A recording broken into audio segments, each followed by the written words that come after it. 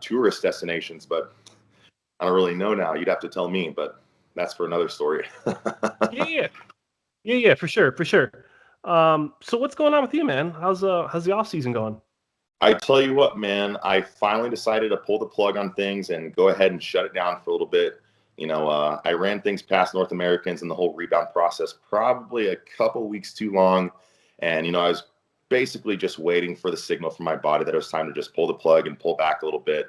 And, ultimately, I think an accumulation of just total oxidative stress, inflammation, and combined with what I'm doing professionally, I'm working full-time nights right now. The lack of sleep is just starting to build up. And, it was just getting to the point where, my physique was looking good every week for my check-ins, but I was having a really, really hard time pushing the throttle any further and budging up any higher. And it felt like, even just missing a couple meals or missing some sleep was enough to just pull me back a little bit. And kind of just felt like, again, I looked good, but I was spinning my wheels. And, this game is a lot more than looking cute on Instagram. I'm trying to make wholesale progress. So, it's time to just adopt the mantra of one step back is hopefully going to lead to 2 big steps forward. So, the plan is to just go ahead and, take a rest for a little bit. I took the whole week off from the gym last week. I haven't even decided if I'm going to roll in there this week. I'm going to let my body tell me the story probably tomorrow. But, I have no shame in saying I'm pulling back from my PEDs probably for at least 6 weeks. The goal being to just lower full body oxidative stress, make sure my blood work looks good, and get myself ready for a big run because I want 2021 to be pretty grand for me. And I don't think it would have been possible to do that by rolling from, the North Americans prep and then the North Americans rebound straight into, full-blown off-season and then another prep. I mean, I'm sure some bodybuilders probably get away with that. And I'm only 30, so I might have been able to too. But, with bodybuilding nowadays, I'm trying to do this till I'm like 40 or 45 because that seems to be when guys really hit their mark, when the muscle maturity really starts to show itself, and when guys really start cracking into the upper echelon of the sport. So that's the long-term game plan, man. Just trying to play the long game and just be patient. Yeah, especially with the conditioning. I can't remember who I was talking to, or maybe I was listening to somebody, but they're talking about the longer you're in the sport and the more shows you do, the thinner your skin gets and your body's better used to it. Yeah. So every time you do a prep, you get an opportunity to thin that skin down a little bit more, show a little more muscle maturity. But on the flip side, as you bring up condition, a huge part of being able to get in really, really good, crispy condition is being healthy. And I think a lot of guys overlook that because when your oxidative stress is really high, when your kidneys and your liver aren't functioning well, you're making it just that much harder for your body to be able to get in that prime condition because it's going to start fighting back really hard on you right in the nitty gritty of things. So, I think, I like the general trend of the industry right now. You've got things going on like Matt Jansen's company Revive and, a newfound focus on just general health and over-the-counter supplementation to support general health. And, it seems to be kind of a change in direction to where like before it was just like blast, blast, blast, blast, blast, and, see who can survive. But, it seems to be if you can manage your stress from an oxidative level, keep the inflammation down, that is actually going to allow you to utilize lower dosages over longer periods of time and get better results. So that's what I'm really trying to adopt as we go forward here. Okay. So you're doing a lot of good. I'm not too familiar with like off-cycle PEDs and like the Clomids and the whatnots, but you're pretty much just taking everything off and just trying to take care of your body. Yeah, and I'm making a wholesale investment in quality over-the-counter supplementation, which I know that was a subject matter we're going to talk about today, so I won't dive in too deep just yet. But that's kind of where my focus is now. And you know what? It's actually been kind of a breath of fresh air because, there's a lot of mental stress that comes with pushing and pushing and pushing and pushing and pushing.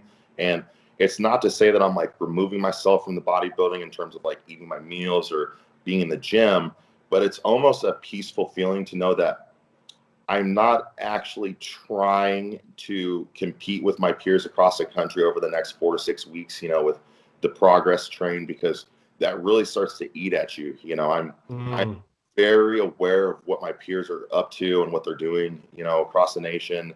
And, it's a very, very competitive landscape. I think a lot of guys, they struggle to make the pullback from PEDs and just high level bodybuilding because they're addicted to the clout that comes with this, instantaneous world and social media and posting all the time. But for me, the hard part of pulling back is just simply the competitive side of knowing, I have peers that are chasing the same goals, and maybe over the course of the next 6 weeks, they might surpass me in some ways. But, it's just having that approach of knowing that over the long term, I'm going to be my ultimate best by doing what I've got to do for me right now. Mm-hmm. And it's also really important because on the NPC side, like there's so many shows that you could do to qualify and get that pro card. So like your other competitors, no one specifically, but they're going to be doing, they might not be doing the same shows you're going to be doing. So if they're on cycle and if they're on prep and they're looking lean or whatever, like that doesn't really mean that you're not doing as well. You guys have the same goal, but you guys are on different journeys. You're on different paths. If somebody wants to do the nationals, then they can do the nationals. If somebody wants to do the North Americans, do the North Americans. But you can't hate on yourself. Yeah. Yeah. Like you got to always keep in mind too that for most people, Instagram and social media platforms are kind of a scoreboard / highlight reel. So, you're very often not getting the full story from people. And, you typically are going to work against yourself by comparing your situation to someone else's without knowing all of the intricate details of what's going on with them, what they're doing, and what their ultimate plans are, Mm-hmm. Definitely. I can really relate with that. I'm doing like this, I'm not going to say too much right now, but like I'm doing like a series right now. And I'm obviously not in the best shape of my life. I'm healthy. Like everything feels good and I don't have a lot of pain. And I think that's awesome. Yeah. But like I'm recording like without my shirt off, and like I mean the rolls are there, and it's like this is what I look like right now, and I understand exactly where I'm going to be going, and I want everyone who's going to be watching it once the series is complete and I publish it, they can follow along with it and be like, okay, I look kind of like that as well, or maybe not, and then by the end of it, they're like, okay, that's like measurable progress that you can make in a relatively short period of time. And it's important not to, like I said, even with your process right now, is don't beat up on yourself and just take your small victories, one step at a time. Yeah. You know what? I think what's important too is to be relatable in a sense too. And, as much as we all want to look like our best or look like we're, 6 weeks out or, just running on all cylinders like year round, unfortunately that's really not very relatable, and it's really very realistic. So I'm actually hoping that by pulling back, showing some of that process to my following and my fan base, and letting them see a flatter, hairier, less impressive version of myself will actually hopefully endear my personal brand to a broader audience and let them know that it's okay to not be at your best 24/7, 365, because that's a tall order. And the people who try to run it like that typically have a very, very short lifespan as it pertains to their bodybuilding career. So I'm having a growing level of respect and admiration for the guys that are very transparent with when they're slowing down, when they're not at their best. And, they still show their training, their diet, and they show that they're still on their P's and Q's, even without the full support and assistance of their PED regimen. Yeah, I think that's a great way to interact with your brand or to build up your brand and interact with your audience. I think that's something we talked about with Keone Pearson last time, was like not being completely transparent with a lot of different things going on.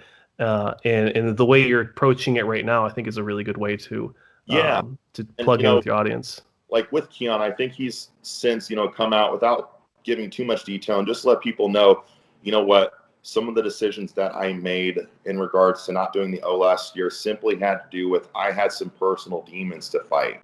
And that's all I needed to hear. I don't need to know what the demons are. I don't need to know if he's having relationship struggles, financial struggles, drug dependency issues. I don't really care what the particulars are, but it's endearing to know that he had a legitimate reason to not be in that show, and that he's trying to improve himself as a man and as a bodybuilder, and that hopefully for him the best is yet to come. That's relatable. But definitely telling everybody you're all in, you're all in, you're all in, and then you're not, and not telling us why, that's not relatable. That's just misdirection. That's confusing. Yeah. And that's where you can really lose some of the lukewarm fans. Yeah, and that's why I think he caught maybe a bit of unfair backlash for that decision. Yeah. Yeah, definitely. Let's switch gears. What is it? Phase 1? Yeah. Yeah. The protein powder, man. What's going on with that? That looks delicious. Yeah, man. So phase 1 is finally dropping a 100% whey protein isolate, and the big twist here is they actually have some differing flavors. Like some Gatorade based flavors, like pina colada, and like fruit flavors and tropical flavors and things like that. And I haven't had a chance to personally sample them yet, but I have a care package en route to my address, and I simply can't wait, because I'm sure I'm not the only person out there that's just damn sick and tired of all these dessert flavored proteins, chocolate this, peanut butter that, cookies and cream this. I'm doing 60-gram whey shakes 2, sometimes 3 times a day, and I'm so burnt out on all that stuff. So, hopefully be a breath of fresh air for me, because, there's a lot of like whey protein isolate RTD drinks, things like Isopures. And, I think even Costco has like a really good brand of them. And I always really like those fruit flavored isolate drinks. I'm hoping that on some level, this phase 1 nutrition fruit flavored isolate kind of matches up with those products I've had in the past. So that's on the drop. And then they've actually, they've got a new reds and greens supplement that's coming out too. And perfect timing for me is, again, I'm trying to take care of my internal health, lower oxidative stress. And I'm surely not the only bodybuilder that really struggles to find some room for fruits and vegetables in their diet, as we try to consume all of these 8 to 9 ounce protein portions, 75 to 100 gram carbohydrate portions. And, I typically will then add anywhere from 10 to 20 grams of additional healthy fats to my meals. It just really doesn't leave a lot of room or desire to eat the 100 grams of green beans or asparagus or broccoli or whatever your flavor. Now, I do personally have more of an affinity for fruit. I have a lot of belief in the benefits of fruit. So, I've been eating a lot of things like, mango and pineapple and apples and things like that. I've really been enjoying it, but I do suspect I'm still probably missing out on some vitamins from the green side of the equation. So excited to get that supplement going. Yeah, that's actually really cool that you mentioned the greens, because I know, so like supplements with Supps.com, they're a retail company. So they're not like a specific brand. They're sending me, it's funny you mentioned it, I got it right here, Prime Nutrition's Phytoform. It's a fruits and greens formula. So they're sending me 2 tubs. I'm going to give one of them away to the people that are watching this episode, actually. So there's... I remember when Prime Nutrition first came out, they were associated with John Meadows. They're kind of the sister company. And, I know things didn't ultimately work out for that partnership, but, I had a lot of faith and belief in that Prime Nutrition side of the coin. And I did utilize some of those products to great success at the time. So I'm sure whoever does land that product is going to be a lucky customer. Yeah, for sure. I've been really trying to do all these BOGOs for what Sup sends me. I try to make sure they send me everything that's a buy one get one, because like I feel some people, they're willing to pay that extra $1 for those premium products, even like phase 1, like even if it's a little bit more compared to like a cheaper, more filler product. Some people are willing to pay more, but a lot of people want to get those deals, and I feel that's like a huge reason why Redcon 1 is so successful right now, is with all their promotional deals and the BOGOs and things like that. Well, I tell you what I found, in my experience, from having dealt with, high quality products like phase 1 nutrition, and also having experience with being a bargain shopper, trying to make my supplements match my current budget.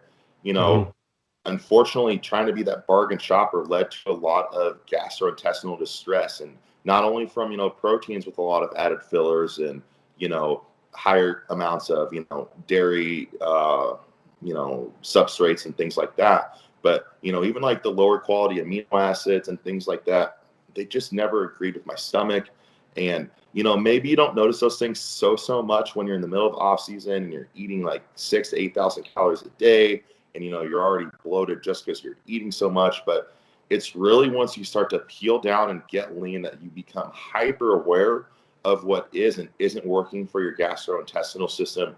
And few things suck more as a competitive bodybuilder to just look down and you see your legs and everything, they're peeled and veiny and separated.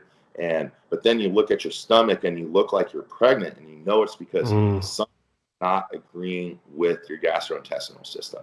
So, we're all in this to look our absolute best. So why are we going to try to save 10 to 15 bucks per month to ultimately look like garbage when it means the absolute most, Especially with the midsection. I think that's something so nice to have someone as knowledgeable as you on the show. Is for these fans, a lot of us are just, beginner fans or guys that really aren't too serious. And this is the stuff that they don't hear. All they hear is, we're running a sale, we're running a BOGO on our whey blends and things like that. But when they actually get down to competing and they have those issues, like I learned that on my last contest prep, I was very sensitive to dairy and unfortunately some red meats. And that was what was really killing me when I got like 2-3 weeks out. So it's something to keep in mind. And I feel like it's not talked about enough.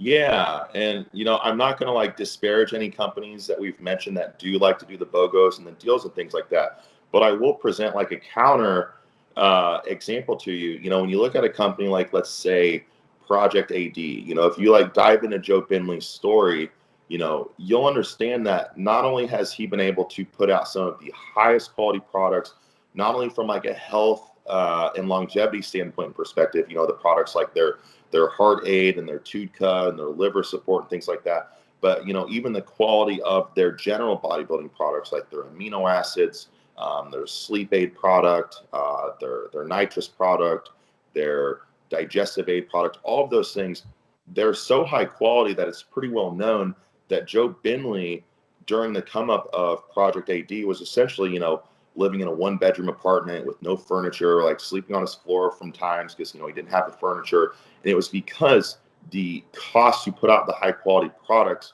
is just so tremendous that you ultimately have to decide whether you're going to be a quality product vendor or whether you're going to put your focus on your marketing and your advertising and make the sacrifice for the quality. And I think, again, without identifying who's in which category, I think when you just watch the media campaigns of these different brands, it's going to be pretty obvious to see who's really vested in the quality control side and who's really vested in the marketing and advertising side. But unfortunately, there are very few companies in this industry that have the financial means to be strong in both.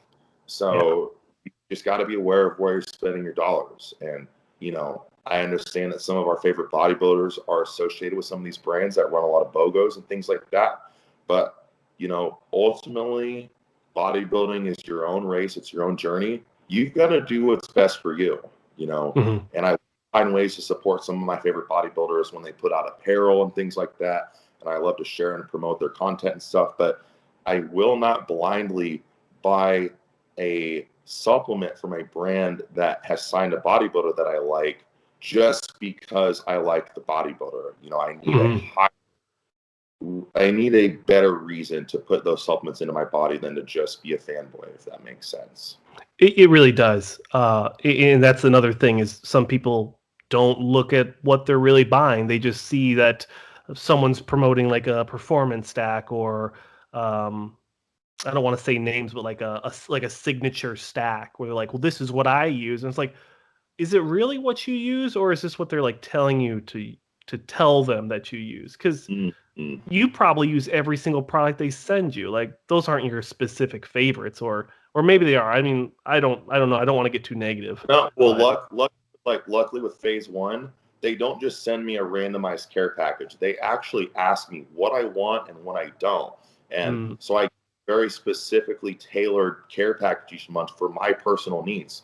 So like right now, I'm loading up on things like our Function product, which is an anti-cortisol, stress management, and metabolism product. I'm also loading up on our product like our Cycle Phase, which is, typically like a generalized PCT product, but it's got a whole host of benefits like lowering overall oxidative stress, supporting the prostate, supporting blood lipid profiles, supporting healthy liver and kidney function. Those are the things that are important to me now. And I'm also, loading up on things like our non-stimulant based pre-workout formula, because as someone who's not getting very good sleep right now and working nights and typically having to, train at odd hours, I can't have these long chain caffeine blends in my system when, any opportunity that presents itself right now for me to like lay down even for an hour, I have to take it, because I do not get the luxury of piecing together like a full 8 hours of sleep in just one succinct window. So,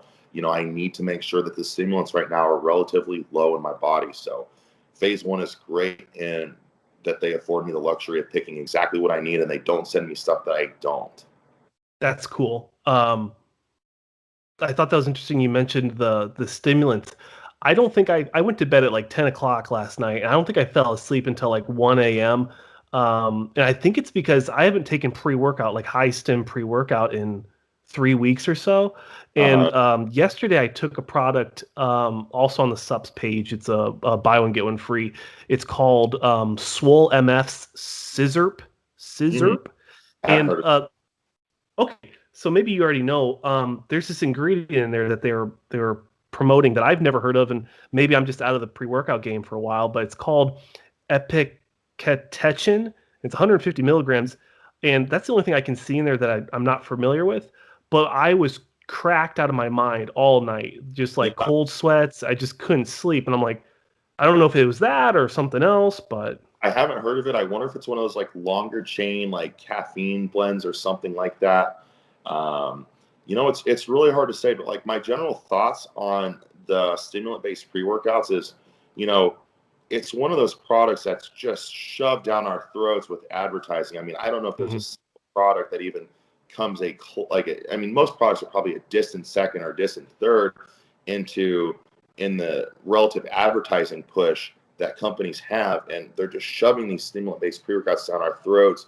Rarely will you even find one that has anything less than 300 milligrams of caffeine. But as bodybuilders, particularly off-season bodybuilders, because very few of us are in contest prep right now. I mean, unless you're a pro getting ready for like the INDY PRO or something, or maybe a spring shows that have shown up on the bill. There's not a lot going on. You need to ask yourself, why do you need the stimulants? Because all of us should be, in theory, properly fueled because we're eating a surplus of calories. We should be properly motivated and excited because we're doing this voluntarily. No one's making us go to the gym. Like, most of us work a full-time job. That shit sucks. This should be our fun time. So we shouldn't, in theory, need the stimulants to go have fun and go play recess, And you have to ask yourself, if you're conditioning your body to need this stuff for every single workout, what do you do when you need something else on top of that? Yep. I'd reserve that stimulant boost for like my ace in the hole when I know I really need it, and maybe the motivation isn't there, and maybe I missed the meals, and the workout still has to happen some way, shape, or form. I want that pre-workout to be my ace in the hole, not just a part of my process, Yeah, I think that off season. No. Yeah, I feel bad because I feel like I'm that guy. Yeah. Well, hey man, it's not a knock. It's because, again, like I said, most of these companies have shoved this idea down your throat that you cannot train to your full potential without the stimulant boost. And someone that I'd like to give a lot of credit to for putting that thought into my brain a long, long time ago, and it actually kind of references to my situation with phase one nutrition, where they don't force me to talk about or use products I don't use or need. Evan Senapani with Universal Animal has always been upfront honest that he really doesn't have a whole lot of use for their stimulant-based products. And for him, generally, if anything, just a cup of coffee is all he needs to get going, because he's well-fed, he's well-fueled, he's well-rested, and he loves what he does. And he doesn't knock the pre-workout. He just simply says, I use it when I need it. I don't condition my body to have this in order to function.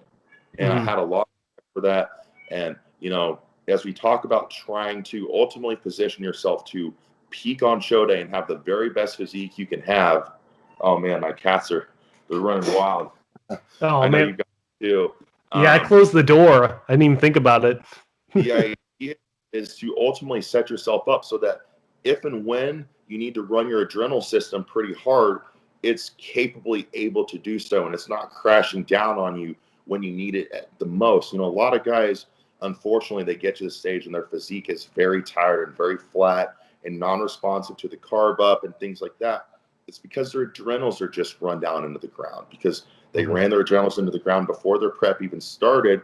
And then they just started double dosing all of their stimulants and ingredients because, of course, the pre-workout was already there. Then you factor in some of the pharmaceutical aids that, you know, will continue to trigger your adrenal system, you know, your PED fat burners, you know, your cleanse and things like that, your yohin beans, you know, you're just asking for a situation to where your physique is not going to be able to peak properly because it's just, you've just run it too hard. Yep. Yeah, a lot of people don't think about that, and it's unfortunate, especially with the adrenal fatigue. I've noticed even myself, if I'm running something like a high stimulant based pre-workout, even after like a month of doing it, like it doesn't hit the same. And I wouldn't dare double scoop it. I mean, it's already like 300 milligrams, but you see how like common people like they talk about double scooping like it's cool and like and it's the dry scooping thing. It blows my mind too. It's like, surely people know by now like how inefficient of a way of, you know, getting your pre-workout in your system this is, but somehow it's been deemed cool, you know, but it's terrible for your absorption of the ingredients. It's probably rough on your gastrointestinal system and not fun. I don't know why it's such a thing. You know, sure, we've all done it a couple times, but, you know, I do hope people start to wise up and stop this dry scooping nonsense. That's just my 2 cents. yeah, I completely agree. I hated it. I'm not gonna say anything more, but like I do not enjoy it. I've always been someone who sips on my pre-workout for like 10, 15 minutes before the workout and even leading into like that. Let's see. I like to do one exercise first and then do my big one, like my barbell squat or something. Like I like to do like kind of like a primer movement. Then I'm finished with my pre-workout, and then I can completely focus on that core movement. That's the way to do it. You know, I've experimented with a whole lot when it comes to like the pre-workout process, and not just like the supplementation itself, but even like how I like go about getting like hyped up and excited for the gym. And one of the things I've had to learn through trial and error is that it unfortunately really doesn't serve me to start getting too excited for the workout too early. You know, in the past, I've been a guy who, you know, I had this routine of like the second I started pulling out, you know, my bowls from the cabinet to get the cream of rice going and the pre-workout protein shake going, you know, I'm flipping on the Machiavellian motivation videos and, you know, my energy's starting to rise. But the more and more I've learned about digestion and the differing states of like our nervous systems, I came to learn that a lot of my gastrointestinal distress that I would deal with in the gym was due to the fact that I was turning on my sympathetic nervous system way too early in the process when my body still needed to be in that parasympathetic nervous system to be order to properly digest that pre-workout fuel, absorb it, start transferring some of that digested glucose and transporting it into the muscle cells. But if you're sitting there just like tapping your foot and getting charged up between every bite, unfortunately, your food's probably just going to sit and lodge in your gut and it's not going to go where it needs to go. You're not going to get the pumps that you need. You're just going to get bloated in the stomach and you're going to be anxious and uncomfortable. And I would find that I would get to the gym just anxious and not feeling well in my stomach. And, you know, I've still had good workouts anyways, because this is what I do and this is my passion, but I'm finding that I'm performing better and better by trying to temper my excitement and, you know, make sure I stay in the right central nervous system state for the right time. And I've learned how to really turn it on right when I get there and maximize the time that I'm in that sympathetic nervous system state, but also learn to pull out of it very quickly too, because it's important to be able to come out of it, you know, at the end of the workout so that you can, again, get back to healthy digestion and healthy recovery. You know, you're not going to process that post-workout nutrition well if you're still so charged up. So, you know, I advise a lot of guys that might be struggling with that. After your last set, maybe just hop on the treadmill or something and do a little bit of cool down cardio, get your breathing right, slow your breathing down, collect your thoughts, and get your blood pressure down too, because our blood pressure is pretty high typically when we're thrashing weights and lifting with a lot of intensity. I think if you can just bring your body down, you're going to find the recovery process is enhanced. Yep. And not to mention stretching. But I know you mentioned it, and I kind of want to hammer on this one, is pre and post nutrition. Now, we've talked about supplementations with like pre-workouts and like, you know, making sure you're consuming your beta alanines and stuff, because there's science behind that it's gonna help with performance. But something, I think we even talked about this last time, but I just want to keep hammering the topic, is consuming carbohydrates or just, you know, good macros before and after your training, because your body needs that. And if you're not eating before and after your workout, your body's not going to be potentially recovering as well as it should. You're absolutely right. And I've become to be more of a believer in the setup. And when I say the setup, I mean not only like the meal immediately pre-workout, but the nature of all of the meals that come in pre-workout, as opposed to just being so focused on your peri and post-workout nutrition window. I've become more of a firm believer that the setup is not only going to be the most important factor in your performance, but also to get that protein synthesis process started. You know, so I've come to believe making sure that I get at least 2 really, really solid whole food meals, you know, that are protein and carbohydrate based with just enough dietary fats to slow the digestion down just a bit, and then have a very fast acting meal maybe an hour before the gym. That for me has been a great formula, you know. But if I try to go into the gym off of just one quick fast acting meal and I didn't set myself up with those 2 good whole meals before that, I typically will find myself running out of fuel very fast in the gym. My performance peaks and then it wanes very quickly, as do my pumps. And, you know, by the end of the workout, I'm so distracted because I'm so damn hungry that I'm probably not even training to my optimum ability, you know. So I hope taking more focus on making sure they get a couple of really, really good solid meals in before they even worry about that pre, peri, and post-workout window. Yeah, that's perfect. That's exactly what I wanted to hammer on. I feel like that's just something that people just don't focus on, is just like post or even just like eating all the way to, like all your meals together, and like figuring out like why you're eating what you're eating and when you're eating it, and why you're eating at this certain time. I've noticed with like my morning workouts, I couldn't even like get a really good like headspace going into those workouts.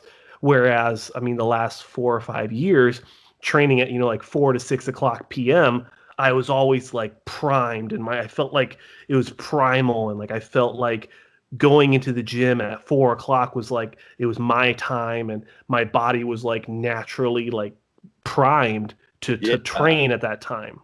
Well, you know, I think that's kind of interesting. I no longer train really early, but there was a period from about like maybe 2018 to mid 2019 where, because of the training partner I was working with and what he was doing professionally for work, we were typically getting our workouts started at about 7 in the morning. And that was a very difficult time for me. And I went through a lot of trial and error with things like pre-workout nutrition, peri-workout nutrition. And, you know, I ran into a lot of hiccups trying to say, load up on the pre-workout meal or load up on the peri-workout nutrition. And I came to find with my own experience that what really ensured that I had a great workout was making sure that my nutrition right before bed was optimal.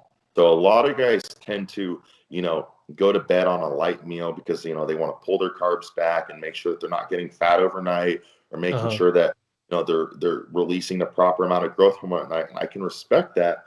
But for the individuals that are getting into the gym at 4, 5, 6 in the morning that need to have high quality workouts, you need to get your body adjusted to having a big quality meal before you go to bed, because that is what's going to fuel you for that great workout in the morning. Because, you know, if you've got to work out at 5 and you're fasted at like 4 in the morning, a bowl of cream of rice and a protein shake is only going to do so much for the intermediate to advanced lifter that has 250 pounds of muscle. You know, maybe someone who's more novice to intermediate level might be able to get away with that one meal, but it's just not going to be enough for a true seasoned bodybuilder. So you need to look at what you're doing for your before bed meal and understand that your paradigm with your diet is going to be different than the guy that trains at 5 p.m.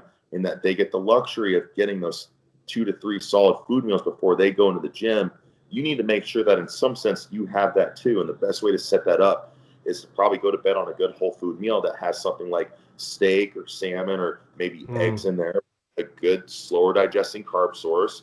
And, you know, obviously you're going to get some healthy fats from those protein sources I just mentioned, but maybe even add a little bit more in there. And, you know, I understand some guys might be worried about getting fat, but once your body starts to understand that its peak performance time is going to be at 5, 6, 7 in the morning, it's going to adjust, and it's not going to allow those nighttime calories to hold your physique back. And I think a lot of guys are worried about that. You know, they're worried about eating big at night and getting fat. And, you know, but to me, the ultimate driver of the physique is the performance. And if you're not setting yourself up for peak performance, you can only go so far. Is there a lot of science behind that, where consuming carbohydrates before you're going to bed is going to make you like fatter? I mean, I think for someone who follows a traditional daily schedule and nutritional paradigm, I do think there is something to that. You know, someone who exhibits more of their energy in the middle of the day, maybe works out midday, and then things slow down for them. They're relatively sedentary for the last 6 to 8 hours of the evening, and they're not exercising much or exerting a lot of energy. I do think there's ample reason to maybe at least pull back the carbohydrate consumption and maybe make that last day more of a protein fat-based meal. But one thing I'll never believe in is making that last meal a light calorie meal. Like, to me, that makes absolutely no sense. You know, some of the bodybuilders I know are the ones that get up religiously when they have to piss in the middle of the night and they consume nutrition. You know, the people that make that 8-hour fast like a consistent thing are in the long run probably not positioning themselves to be the very best bodybuilder they can be. Now, yes, there are some benefits to having that fasted window. It's good for digestive abilities and things like that. But, you know, to ultimately be at your absolute best, we know this is a game about pushing food. You know, it's about pushing over pushing anything else. And if you really want to grow well above your maximum genetic potential, you have to be able to push that food, and you have to be able to comfortably do it at times when your instincts say, I'm not sure, you know? Especially if like you're dealing with those intestinal issues, and like you get like those flare ups and what do you call it? Like, yeah, flare ups with the ingredients and dairy or whatever. Like, it's kind of hard, especially for me, like when my gut is like really pushing and it feels hard, like to think that like I think I'm like I'm like 2 hours overdue for a meal. It's just like, it's kind of tough. And I'm only a few days, I think I'm like 7 days into this. And like just looking at this meal plan, which is, it's pretty light, but it's like 5 meals a day, real meals, and then 2 shakes. Is like, I forgot how hard it was to like push the food. Like, and I think that's something a lot of people don't focus on. They just think about like 3 good meals. Let me give you a recommendation to try. Maybe 30, 45 minutes after your big meals, if you have the ability to do it, man, get up and walk for 10 minutes. I don't mean like gym and get on like an elliptical or anything like that, but just go for a walk for just 10 minutes. Just get your body moving. Being on your feet, being upright, and just burning some calories will facilitate that digestive process a lot better than just being sedentary from one meal to the next. But, you know, it's tough too. You have to personally evaluate your situation, because there's some guys who will just preach the dogmatic approach of just eat, you know, it doesn't matter if you're full, you know, suck it up. This is bodybuilding and ain't easy. You know, there's a lot of that goes around. But you also have to be able to look at your own situation and ask yourself, am I just being a pussy and not being willing to push the food, or not capable of eating the next meal because the last meal is simply just not digesting properly, and maybe I'm eating something that just doesn't work for me? So you've got to be able to like sit between those two thought process and find out what's really going on with you, you know? Okay. What about I don't know where I read it, but somebody was saying that And what's your opinion on it? What's the pros and cons of like oatmeal versus cream of rice and cream of wheat?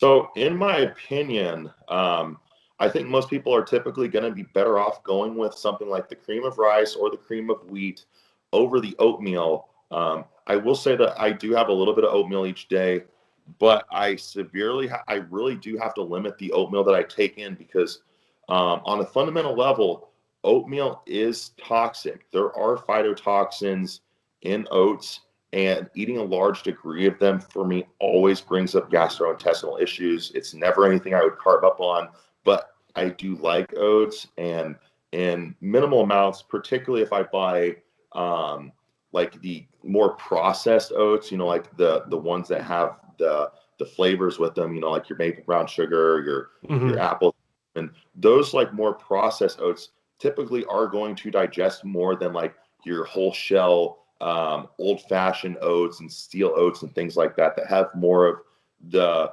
original like husk and stuff intact. Yeah. Those That form of oats I find a bit harder to tolerate and digest. Like, in one of my favorite things in the past used to be to take like roughly 50 grams of protein, some almond milk, and maybe like a cup of oats and put it in a shaker and then put it in the freezer for like a few hours and then almost eat like this cold, like protein, like oat porridge or whatever. And it was Uh-huh. delicious. It would tear my stomach apart, dude. I think it was because the oats were still so whole and full form and they hadn't been cooked down or anything. But I think for just quality digestion, most people are certainly going to be better off going with like a cream of rice, which is in most cases tolerable and digestible by just about anybody. And if you need to slow down the digestive nature of that cream of rice, which is inherently faster digesting than the oats, you've got a lot of ways you can do that. You've got a lot of different fat sources you can add to that meal or protein sources, which will slow that digestion down. Okay, it maybe not directly with the oats, but you could just you could couple it with something like a steak or some chicken or something. It doesn't Absolutely. have to be like putting the powder in the actual oats. Never went for that, man. You see some guys who like to make their big, like, nasty mush bowls of like protein and oat or protein and like cream of rice, and that stuff Yep. is gross. And um, personally, what I like to do, and I will only do this in off season, I'll tell you why. For my protein shakes, I actually like to use my NutriBullet. I like to throw in like 5 ice cubes, a little bit of water, maybe almond milk if I want it to be a little creamier, and then my protein shake or my protein powder, maybe sometimes a banana too, maybe a packet of Truvia, and that to me is a delicious, great way to get that protein in.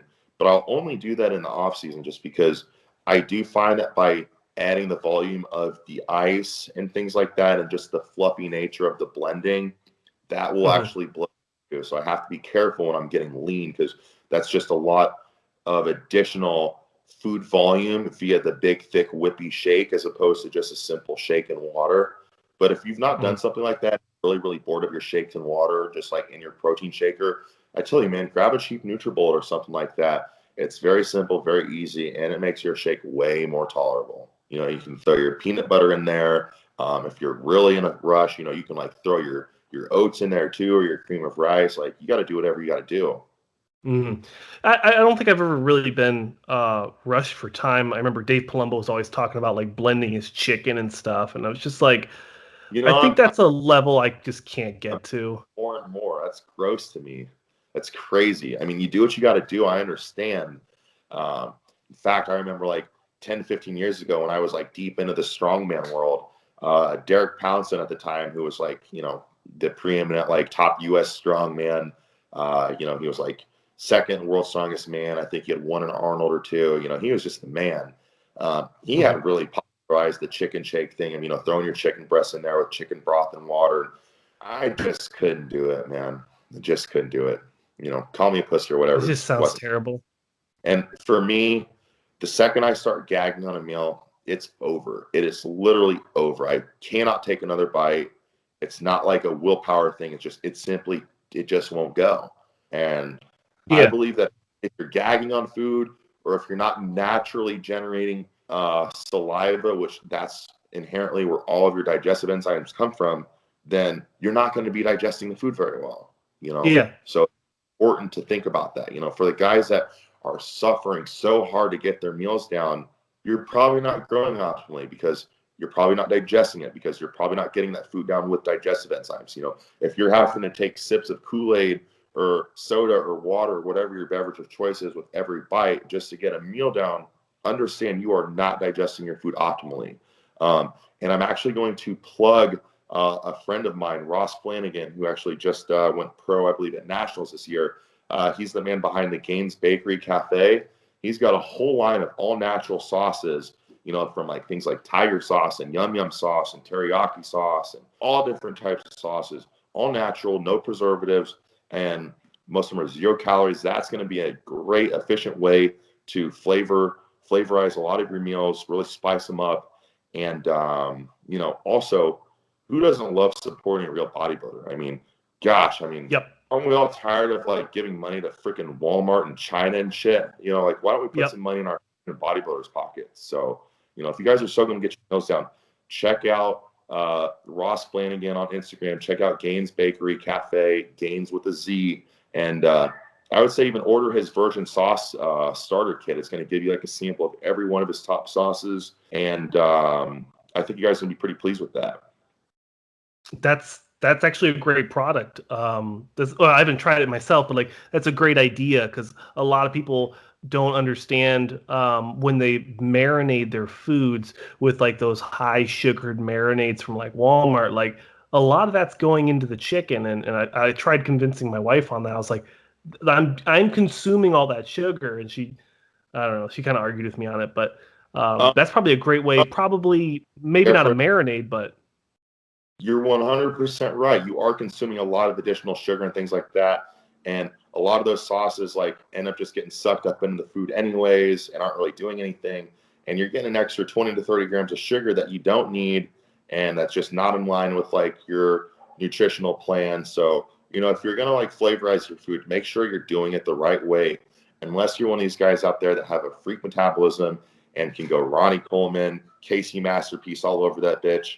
You know, you got to be careful otherwise because are not blessed with that kind of metabolism or carry enough muscle to be able to just, you know, pour that all over our food and just act like there were no macros in there, you know? Mm-hmm.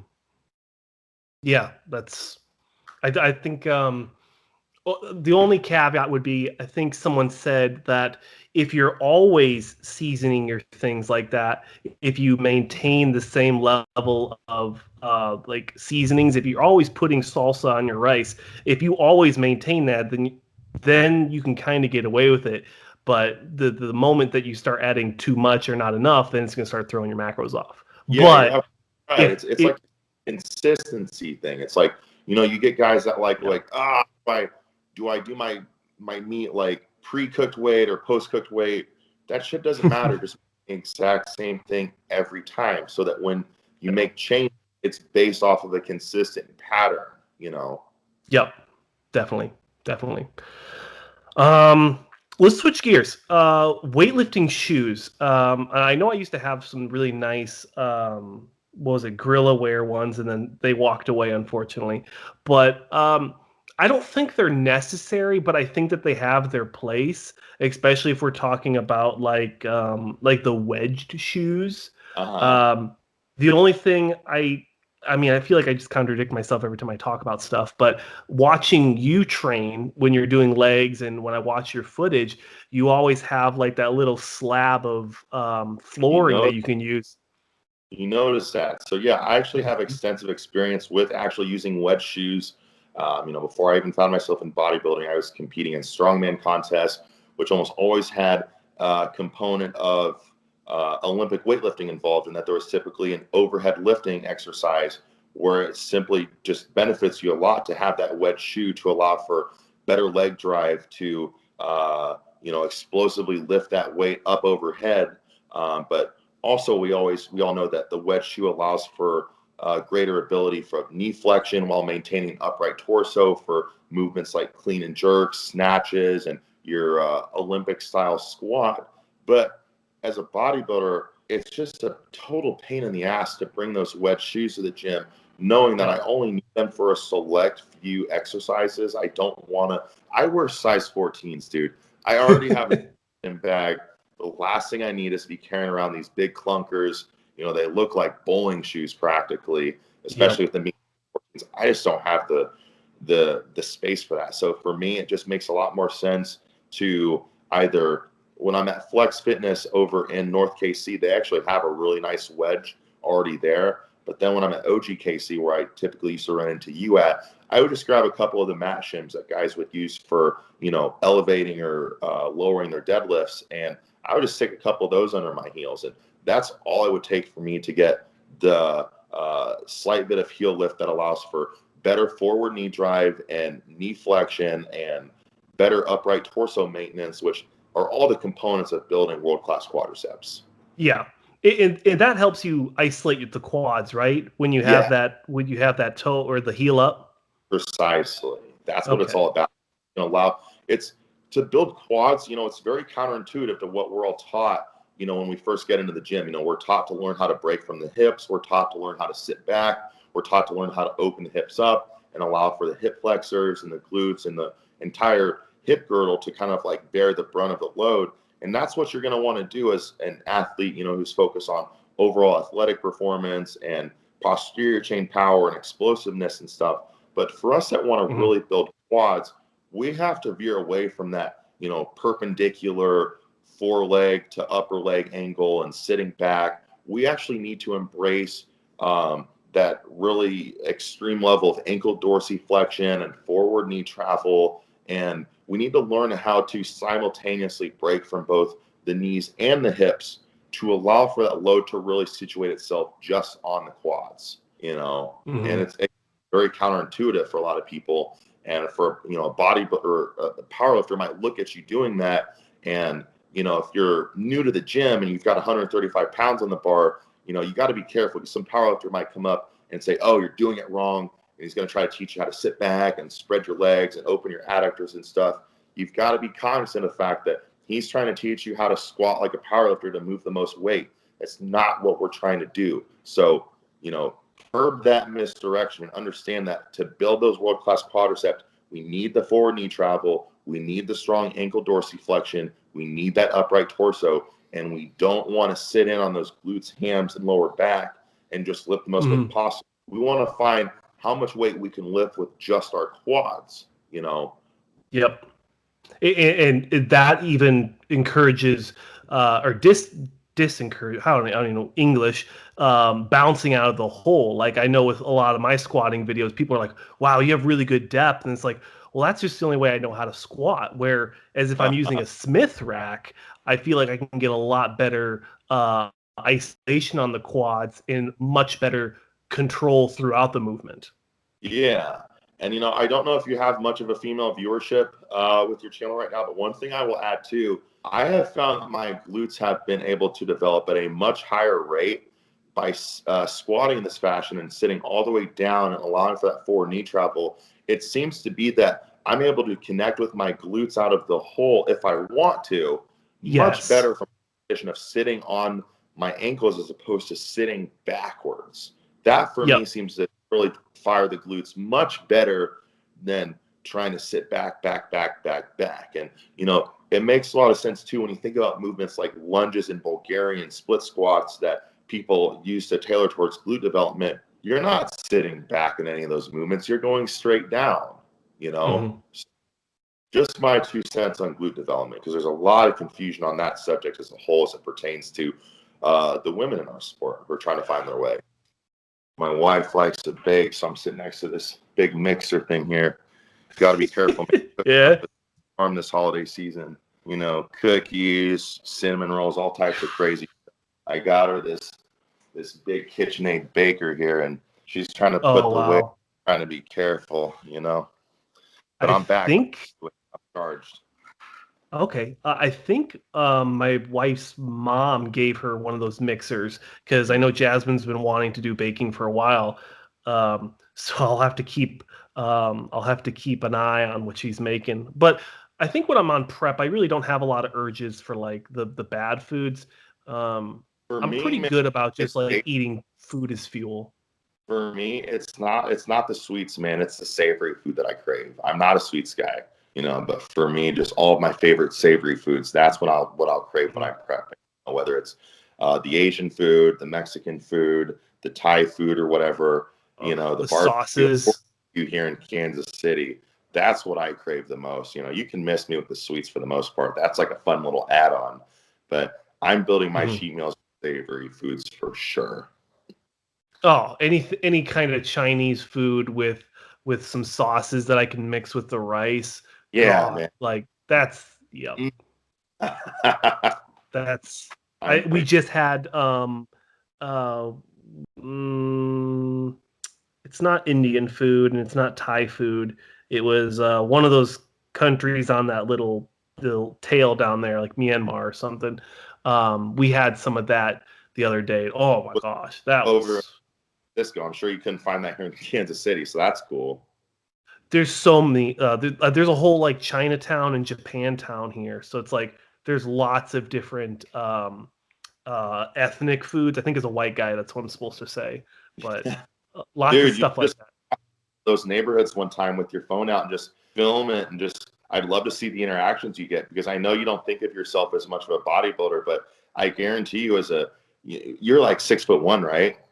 6'2".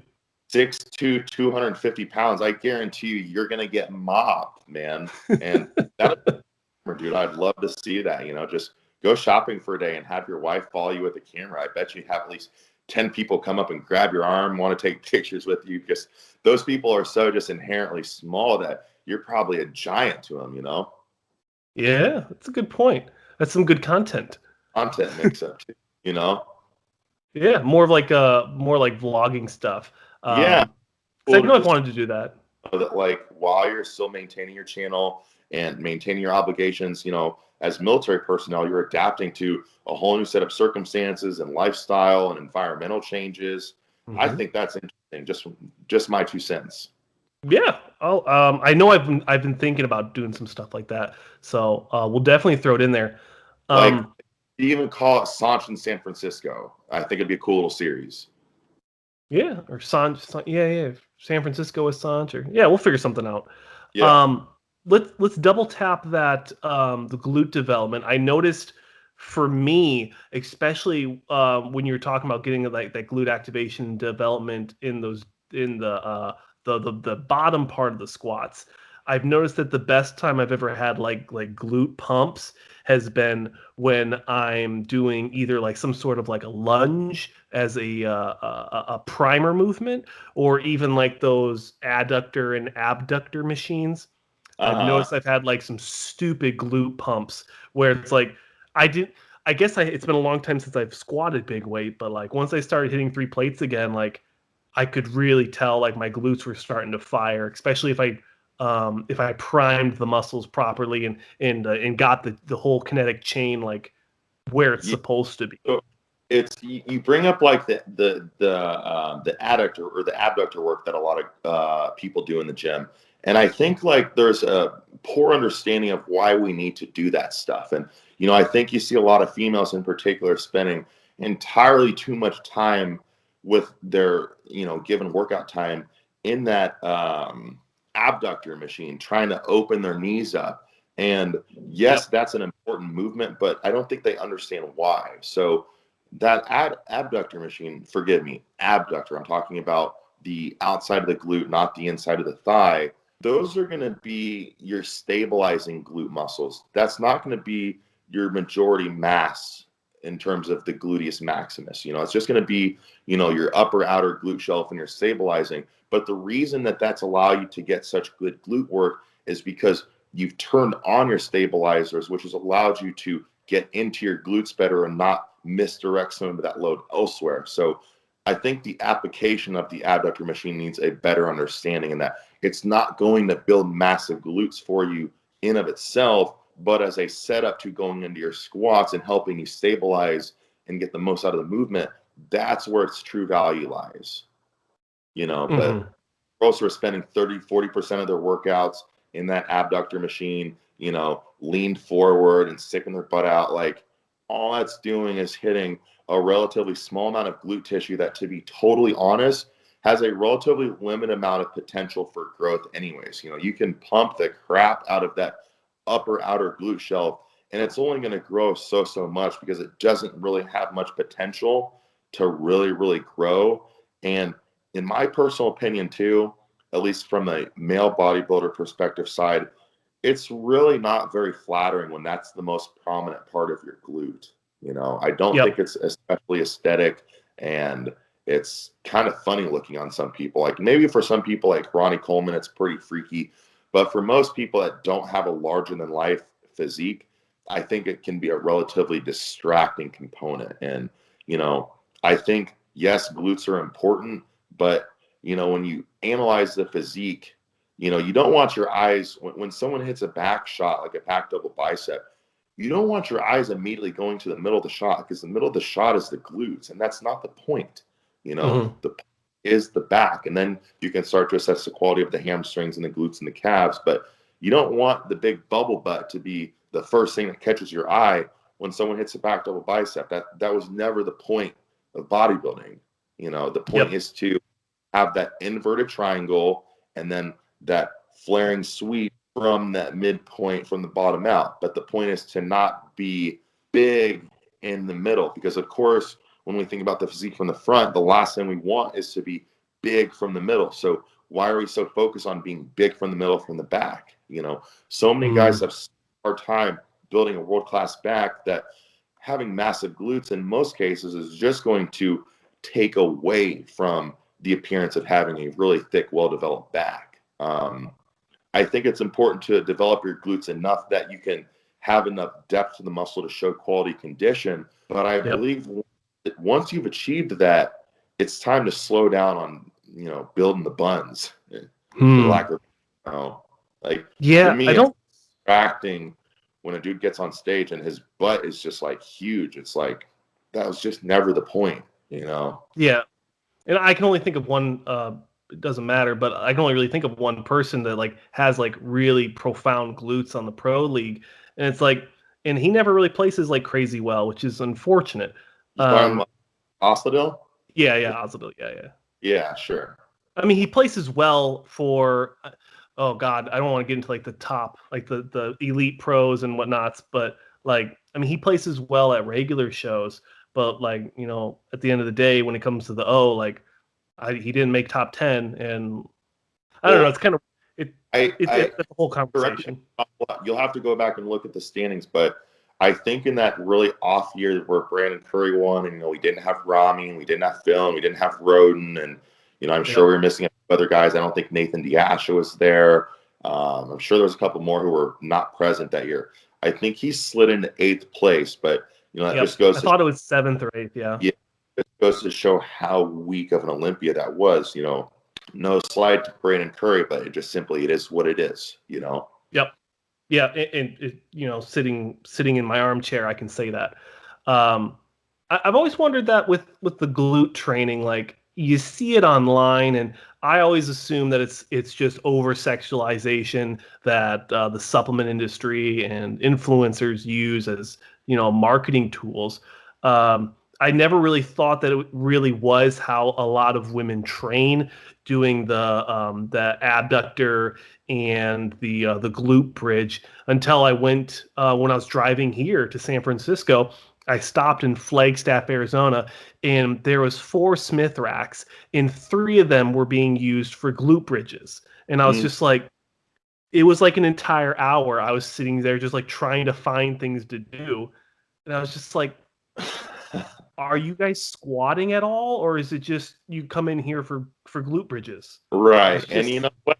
There's still a pretty strong debate with a lot of the people on the other side of the fence that do not believe in the efficacy of the glute bridge. And, you know, they'll allow it into someone's program, but they'll caution people against trying to build a program around that exercise, because for a lot of people, it's very, very difficult to truly connect and build quality, sustained contractions in the glutes with, you know, consistent time under tension. Like I myself, I can get on the Arsenal glute bridge and I can put 5 plates per side on that machine, but it's very difficult for me to disengage my hamstrings and my hip flexors from the front in favor of a good glute squeeze. So for me, it's a better exercise left towards the end of the workout, maybe just 2 or 3 plates per side, and just getting a good squeeze on the muscle. And, you know, for me, it's not even against so much building it. It's just making sure that, like, I know how to fire it so that when it matters on stage, I can connect with that muscle. But I don't want a big badonkadonk. That's not why I started bodybuilding. I don't think that's what chicks are into. It's misdirection. You know, you look at all the great physiques from the 80s and 90s, you won't be able to name one of them with like massive glutes because it just wasn't the point, you know? Yeah. Yeah. I think we've beat that horse enough.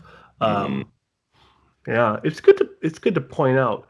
I mean, it is what it is. Indy Pro. Let's switch to the IFBB side. Oh, actually, real quick, I did notice that there's a new IFBB Pro show, the Milwalkee Pro. As me being a Wisconsin native, they announced that, but it was only for physique and classic, I think.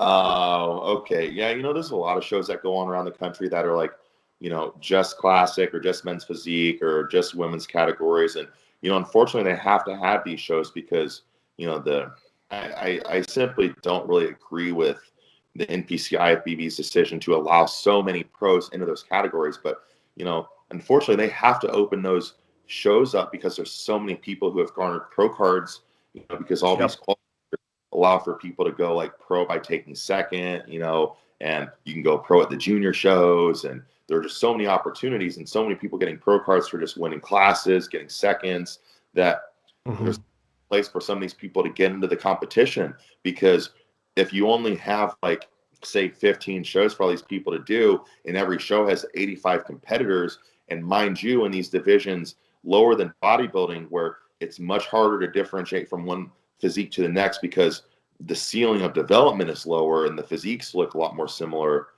you're just asking for a judge's nightmare to have to decide between like 50 people who've been told you can't be too big, you can't be too hard, you know, like they're all basically the same because the judges have told them to look the same. Whereas bodybuilding is unique in that bodybuilding truly encourages apples and oranges and people to really highlight their own strengths and maximize their own strengths as opposed to try to, you know, make a round peg fit into a square hole, you know? Yep. Yeah, especially when it comes to classic and people are getting criticized and they're getting worse scores for having like for being a limb dominant bodybuilder, someone with like bigger legs or bigger arms. It's like, well, maybe not bigger arms. I don't think anyone's going to get critiqued for big arms, but like if you have like amazingly developed quads or legs, like they might downgrade you on that because it's not flowing, and that's something that I think a lot of classic physique judges are looking for, especially on those smaller shows. Yeah.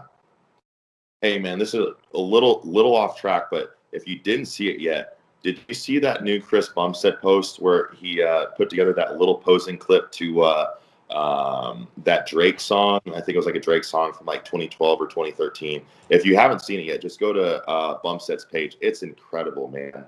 And you know, when I think about that, and when I think about Bumstead standing next to Big Ramy post Olympia for that photo shoot, that division is just, it's really fucking exciting, man. And I'd be lying that I wish I couldn't get a piece of it. Part of me wants to think about making that move, but unfortunately, I doubt that my physique could be at its peak potential by coming down as opposed to continuing to fill it out and make improvements upon it. But I love the direction of that physique or that division, and I think the sky's the limit for it, man. I think that's where me being a lot more novice than you, like I can do that because like when I look at my posing routines and I look at what I've looked like in the last couple of years, like all I have to do from going from open to classic is just emphasize the posing and emphasizing, you know, how I'm standing and whatnot. Because like I have a good amount of muscle, but like I'm not. When you look at me, you're not like, oh, he is a bodybuilder. Like I could do both. And that's like you said with like looking at Chris Bumstead and I'm a huge fan of Rough Diesel. Like these guys just look like world class, sharp lines, like everything flows beautifully. Yeah.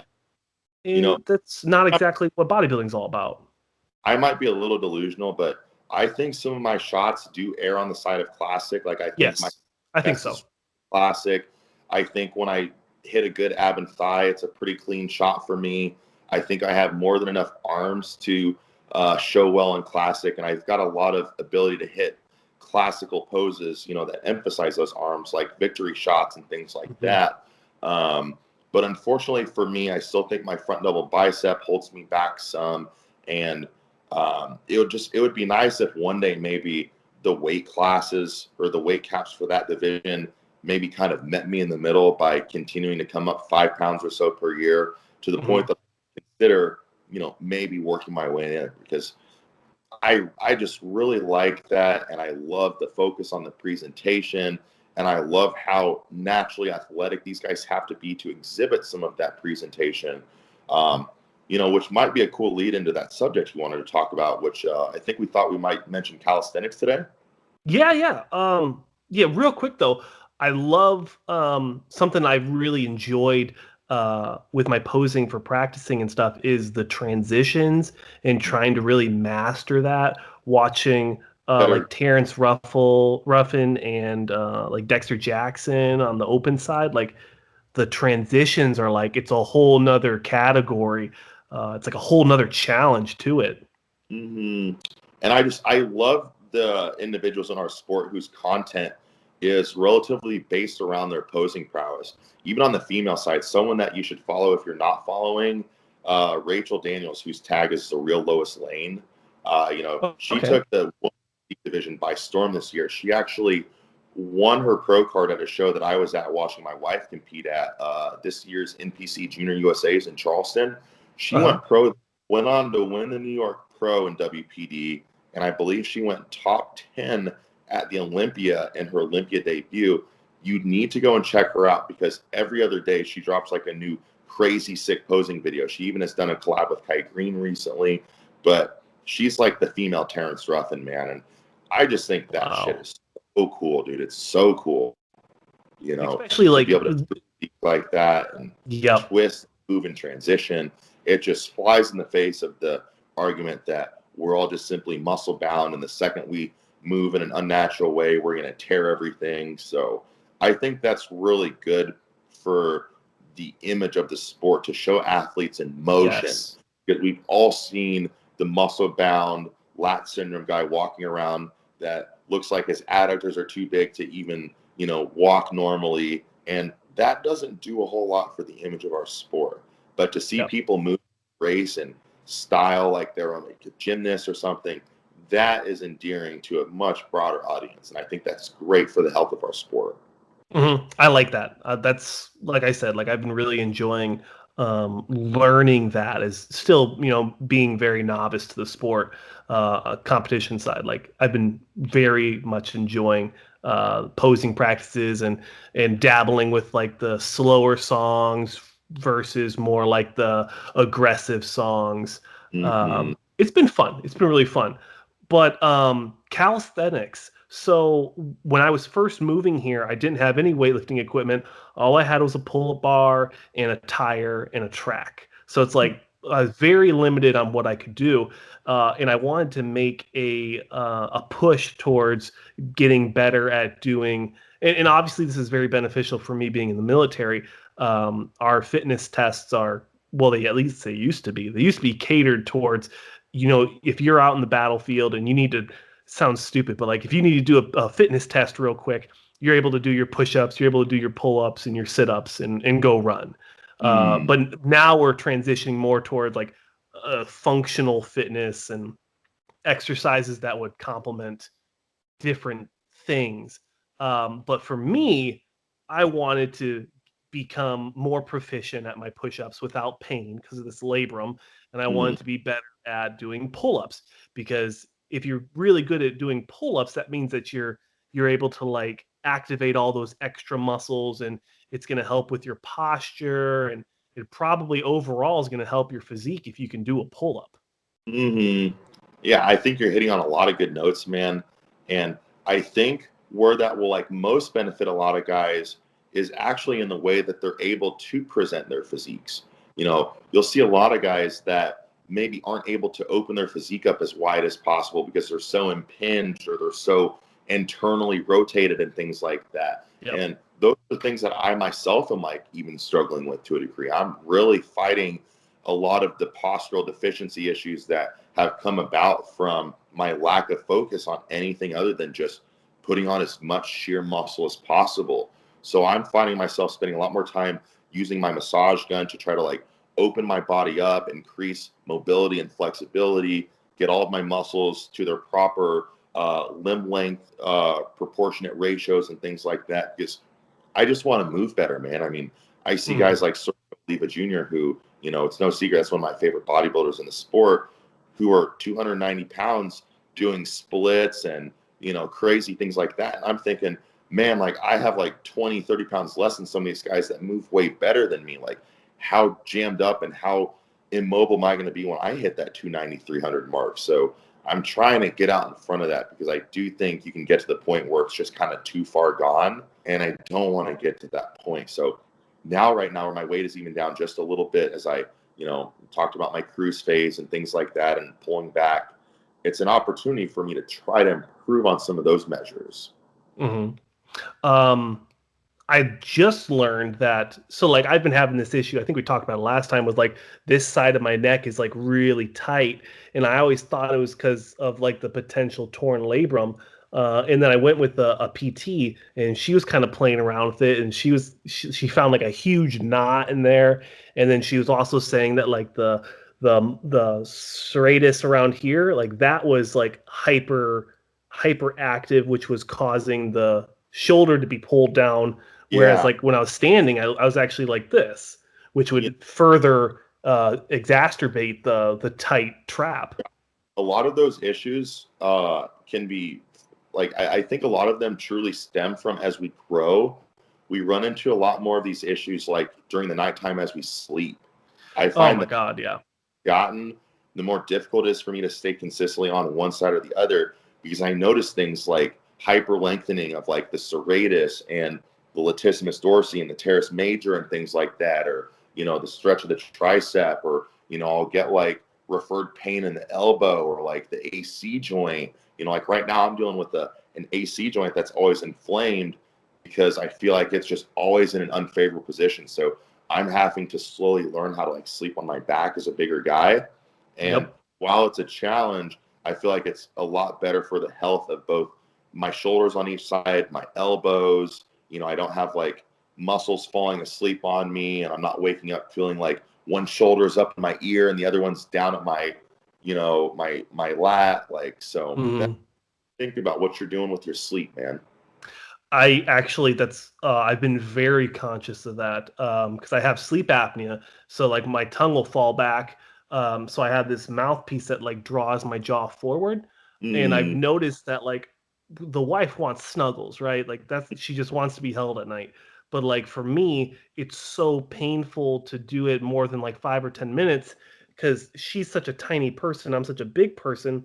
I feel like I'm like leaning on this shoulder. And then by the time I'm getting comfortable, I'm resting on the shoulder and everything's hyperextended, that if I'm not sleeping on my back, I just have pain in so many different areas. And it's just, and even with like not having a pillow between your legs, like I feel like my hips are off because maybe one leg is longer than the other. And leg is a must. And I feel you, man. I'm 6', 275, 280 at my biggest. And, you know, the wife is 5'4", like 115, 120 or whatever. So I'm in the same boat as you. And I've got about a 10-minute timer before I have to just give up on the nighttime cuddles too and just do my own thing so that I can get some quality sleep.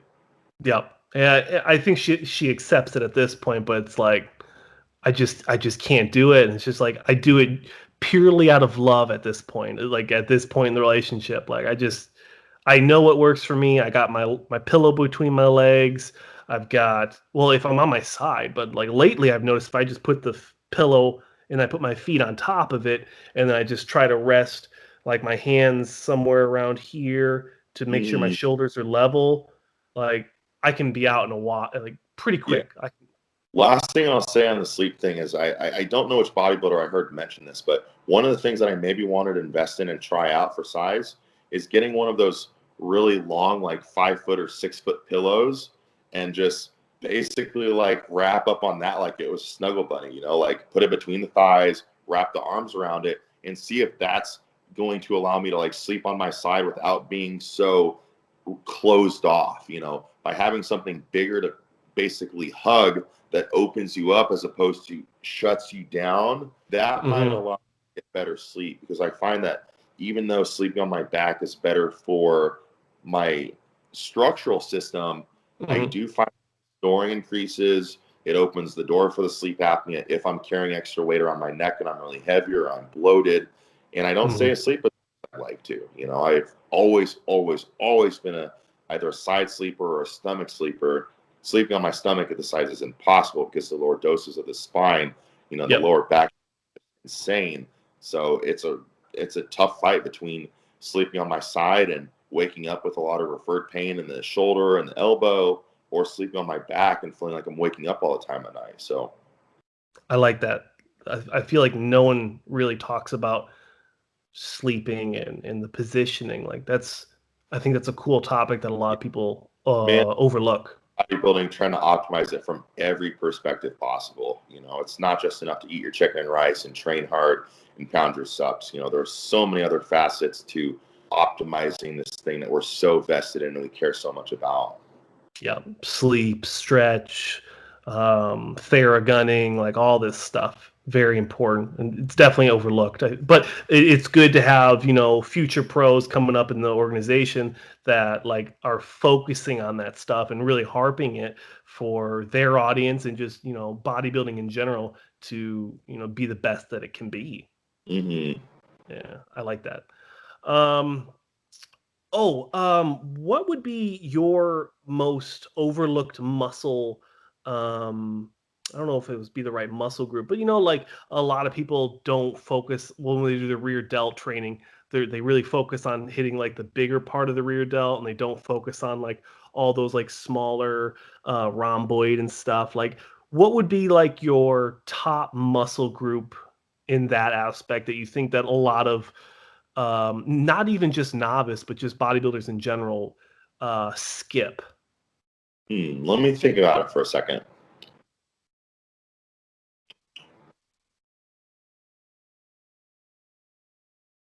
I mean, it's tough because I'm sure like the answer probably lies somewhere in the back musculature, because I think that's typically where most guys, in some way, shape, or form, find that they're struggling the most. Mhm. Um, I would actually say it's not so much a small muscle group as I think about it, man. I would say it's a relatively large muscle group, because I think if you look at back double biceps across the board in the amateur division, even at the national level, you're going to see a over dominant upper trap and scapular region and a very consistently underdeveloped lower lat region. I think it's just because a lot of people do not have a fundamental understanding of how to target their lower lats and de-emphasize their upper back. They don't understand the proper forearm to upper arm degree ratios that you want. They don't understand the proper spinal positioning or Mhm. how much flexion and protraction you're looking for. So I find that a lot of guys, as much as they want big lats, they just have no idea how to train them. And I've been that way in the past too. I'm still learning how to better and better target my lats. Yeah. A lot of guys are so hyper focused on getting their elbows so far back as they can, because they've heard it's all about elbow drive to build it back. But what they're failing to realize is their elbow drive is situated in a way that is forcing a lot of their stress not only on this forearm extensor muscle, but they're pulling it so tight and they're closing this angle off so much so that it's moving the stress into the upper back. I Mm. firmly believe that you need to be able to maintain at least a full like 90-degree ratio between the forearm and the upper arm when you pull to really hit those lats. And once you start trying to tighten down even further for the sake of more elbow drive, all you're doing is moving that stress upward. And once you start going up and back, you're getting off the lats and you're getting into the upper back. So I think if guys got off the idea that they needed the full crazy protraction and then the crazy retraction to the point that their bicep tendons and forearm tendons and stuff are firing, if they can get away from that, I think you'd see a lot better lat development. And, I'll probably maybe even take it on myself to start trying to highlight some more effective ways to really hit the lats, because for me, I've had to really learn how to de-emphasize my reliance on some of like the bread and butter movements that people typically assume are your lat builders. Like I've been a 405 for 10 barbell rower for like 5 years, and I still don't have the lat that I want. It's because it's an upper back movement. I've had to really embrace things like one arm cable rows, like foo-foo exercises that a lot of people like would consider, and really learning how to progress my load on those movements, where I can really focus on a low, strong elbow drive to the hip as opposed to into the upper back, and understanding that once I've gotten that weight pretty much to my midpoint and my lat is fired, that I'm not going to get any additional lat recruitment by going any farther. And I'm just taking stress off of the lat and overfiring that forearm. And, a lot of guys, one of the things that they deal with that ultimately will derail both their back and their bicep training is forearm and like elbow and bicep tendonitis and stuff. And a lot of that is they're just trying to pull too freaking hard without a rhyme or reason of where or why they're pulling, Yep. Yeah, I definitely have like the like high bicep tendonitis up here. The worst. Yep. I don't even want to get into that one. I've 2 been exercises. Theragun, and it's helping. Yeah, with the Theragun? Okay. Mm-hmm. Okay. I'll have to start hitting that. If you can get your hands on one, man, it's a great investment. And one of the things I strongly recommend is, especially before you go in for your chest day and stuff, open that bicep up and hammer that bicep tendon, and you'll feel a lot better.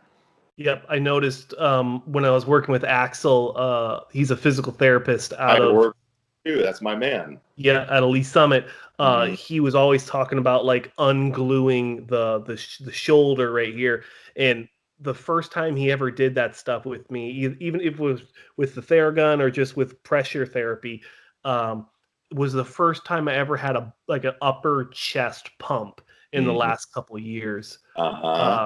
So that's something I feel like a lot of people need to focus on is mobility and understanding the body and working with those different things that a lot of people don't always talk about. Yeah, it's crazy. You'll get guys who won't be willing to spend $150 or whatever it's going to cost for 2 hours of tissue work, but they'll go for 6 months hammering away at the gym, training chest, walking away with, inflamed bicep tendons, no upper chest pump, but I got to save that money. Why? You just wasted 6 months of time. You didn't make any progress. You could have spent that money and been 6 months ahead of the curve. You know? Yeah, it's just further solidifies why we need to keep having these conversations and making sure that our audiences hears this type of content instead of just, it's cool to have the cool workout videos, but I think it's more important, it's more beneficial, especially for novice trainers, to hear this stuff. Yeah. I wanted to harp on 2 exercises that I noticed a lot of people are talking about for lower lat development. One, Jason Lowe has been doing these single arm overhead lat pull downs with the wrist rotation and then like the kind of like the crunch at the bottom. I know I've done them once before where I actually had access to a unilateral lat pull down machine, and I love that movement. And then also the Meadows row from the like a landmine. I like the variations of the one arm pull down that you mentioned, but that's a tricky one. You have to make sure like all of the components are in place. Like you've got to understand that like you can't like overarch the lower back or like lean the upper thoracic spine back too hard. You've also got to understand like where you're trying to position your elbow, and don't like pull too hard with the forearm. Like I consider that kind of more of like an intermediate to advanced movement because it's easy to get off track with that one. I think a Yeah. lot more guys are able to effectively hit their lats learning how to do better versions of one-arm rows. So whether it be with a dumbbell, and I always thought Kai Green was a great teacher of the one-arm dumbbell row in that he did it with such an open degree of arm angle that it was really more of an arm swing as opposed to an elbow drive. And that was really beneficial in learning how to like fire the lat through the full range and keep it nice and open. But another one that I've just really been liking, and you don't have to have the Prime handles for it, but Prime makes these really awesome handles that really set you up to really connect and not like overemphasize the forearm. But I'll just make sure I'm up and braced properly, and I set that lat nice and low. I don't worry about stretching too hard in front, just enough to make sure the lat pulls. And then I just pull that sucker right into my hip pocket, nice and tight. And I don't worry about how much I close off this joint right here. I just make sure that I have contracted it the full way. And I try to keep this joint at that 90-degree angle. And that for me just smokes those lats, man. And yeah, some people are going to say doing that one-arm cable row is like a foo-foo exercise. But if you can progress to the entire weight stack and keep constant tension on that lat with that exercise, you're telling me you're not growing from that? Bullshit. And someone to look at from training perspective, who's got one of the best backs in the world right now is my boy Nick Walker, who does a lot of those types of exercises. You're not going to see Nick Walker doing a whole bunch of 500-pound barbell rows and things like that. He's doing a lot of one-arm prime handle stuff, not only like the Jason Lowe movement coming from up top. I know he does that too, where he'll actually brace against an incline bench and pull from that incline angle. But a lot of those like one-arm row movements too, nice, controlled, and strict, but with the same focus on a consistent progressive approach that you would use for your barbell row or another big compound movement, And the beauty of that, I love cables, man. I really do, is because you get that consistent drag and that consistent loading that you don't always get from free weights. Sometimes free weights have a tendency to unload and load on your structural system and stuff, whereas you don't really have to worry about that with the cables. It's going to stay on that muscle unless you're just lifting way too damn heavy, Yep. Especially if you take the momentum out of it. Yep. Actually, I guess I'll plug my one of the episodes. Episode 7 of the 30-day transformation challenge is going to be an emphasis on mobility and controlling the movements and taking the body English out of lat pull downs and dead stop barbell rows, things like that. Focusing on like retracting your scapula and keeping the bar close to your body. I like that you plugged the Nick Walker videos because like that's where I learned that. Recently, I guess it re-taught me that like I was ego lifting on some things because this guy's got like 4 or 5 25-pound plates on a landmine row, and he's just his body is just like granite, just pulling and squeezing. I'm like, okay, if that's what he's doing, like I need to assess my training. And he's doing a lot of too that I really like is he's doing a lot of like neutral grip rowing with things like trap bars and stuff. I think that's a great way to go about it too. A lot of times when you're rowing from a fully pronated position, like with a barbell, you're probably going to be majorly hitting, your upper back musculature. It sometimes takes that change in forearm and hand positioning to be able to send that stress down low to the lats. Yeah, I don't talk to you too much, but again, I know you're a cat person. I have 2 twin kitties that just popped up, so I'm going to show them to you really quick. Yeah. Look at these guys. Oh, wow. They both hopped up. Yeah. So oh my gosh. And this is Lonnie. So Lonnie is short for Milani, kind of like an Italian city and a cool name. And then Caesar, I want to give the boy a cool, powerful name. So these guys are fun, man. But let's have to pop in for a second. Yeah, our cats are loving the new house. Like they're gonna lose so much weight with the stairs, having it like a 2-floor house, putting the food on one floor and the bathroom on the other. Like we're very excited for these cats to like really enjoy life compared to like that 1-bedroom studio. These cats take a ton of stress out of my life just because when I see them, I very easily forget a lot of the stuff that gets me charged or fired up or stressed out. So they're good for my health, man. I hate cleaning the litter box every day because these guys are kittens and they're pooping a storm. But other than that, man, they're a bundle of joy. Oh yeah, yeah. And, I mean, besides like the hair, like I know like our cats, they shed a lot, but it's like, you're always gonna have like something that you need to with. Well, so we have a third cat that's like 5 years old. That one's a shedder, but these two actually don't shed at all. So wow. Yeah, we got them as kittens from a little I don't know if you've ever seen places like this, but we went to a cat cafe back in December. Yeah, and it's this place where you can go get a cup of coffee and just hang out with a bunch of cats. And if you fall in love with one or two, you can adopt them. And we found the boy Caesar, and they're like, we can't really give him to you unless you're willing to take his sister.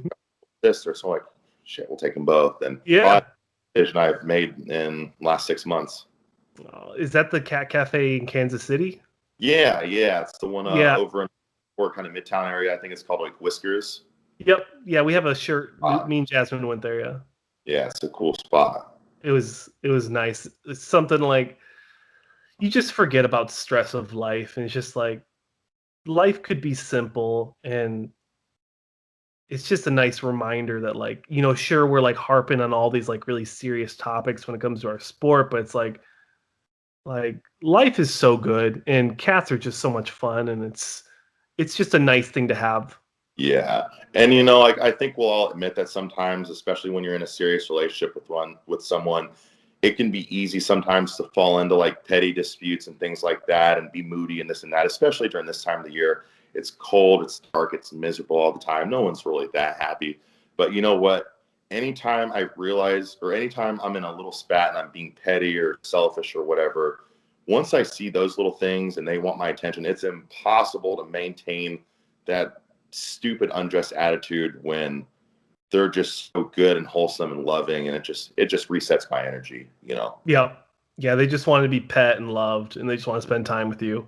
And I feel like my wife is like a cat herself, because it's just like our communication is so good, and I think that's something we really pride ourselves on, is like understanding like what our needs are, and communication, and understanding how we communicate, and like how we receive love, like things like that. I feel like that's like something that a lot of people don't focus on, and it's unfortunate. And that's where those arguments and problems in relationships start, is with like lack of it's been a source of happiness that we can bond around and build around. So great decision for us, man. And you're both into fitness, like competitively and passionately. So it's like that's another like really cool thing that I think that that you and your lady have, is you have that. Another level now, as she has actually made the decision to exit the bikini division and work her way into the figure division. So now she's even deeper entrenched into like what I more so consider my world, and that she's really embracing a true off season, really embracing progressive overload, embracing a lot of exercises that didn't have a lot of merit for her in the past. So it's been a fun development. It's been fun to hold her hand through that process and lead the way for her and show her what it's all about. And she had been knocking on the door for a pro card for bikini for like 3 years now. She's actually taken she's been in the first call out of a national show like 3 times and just hasn't been able to break through. But I actually think her genetics are a lot better situated for figure, and I think that's where she's really going to shine when the appropriate tissue's there. And that's another thing, is like taking the time that you need to grow the muscle that you need. Like don't rush into things. And I feel like a lot of people hop right into like things like physique and bikini because like they feel like they're not ready for those other classes, where it's like maybe you just need to take more off seasons and put more muscle on.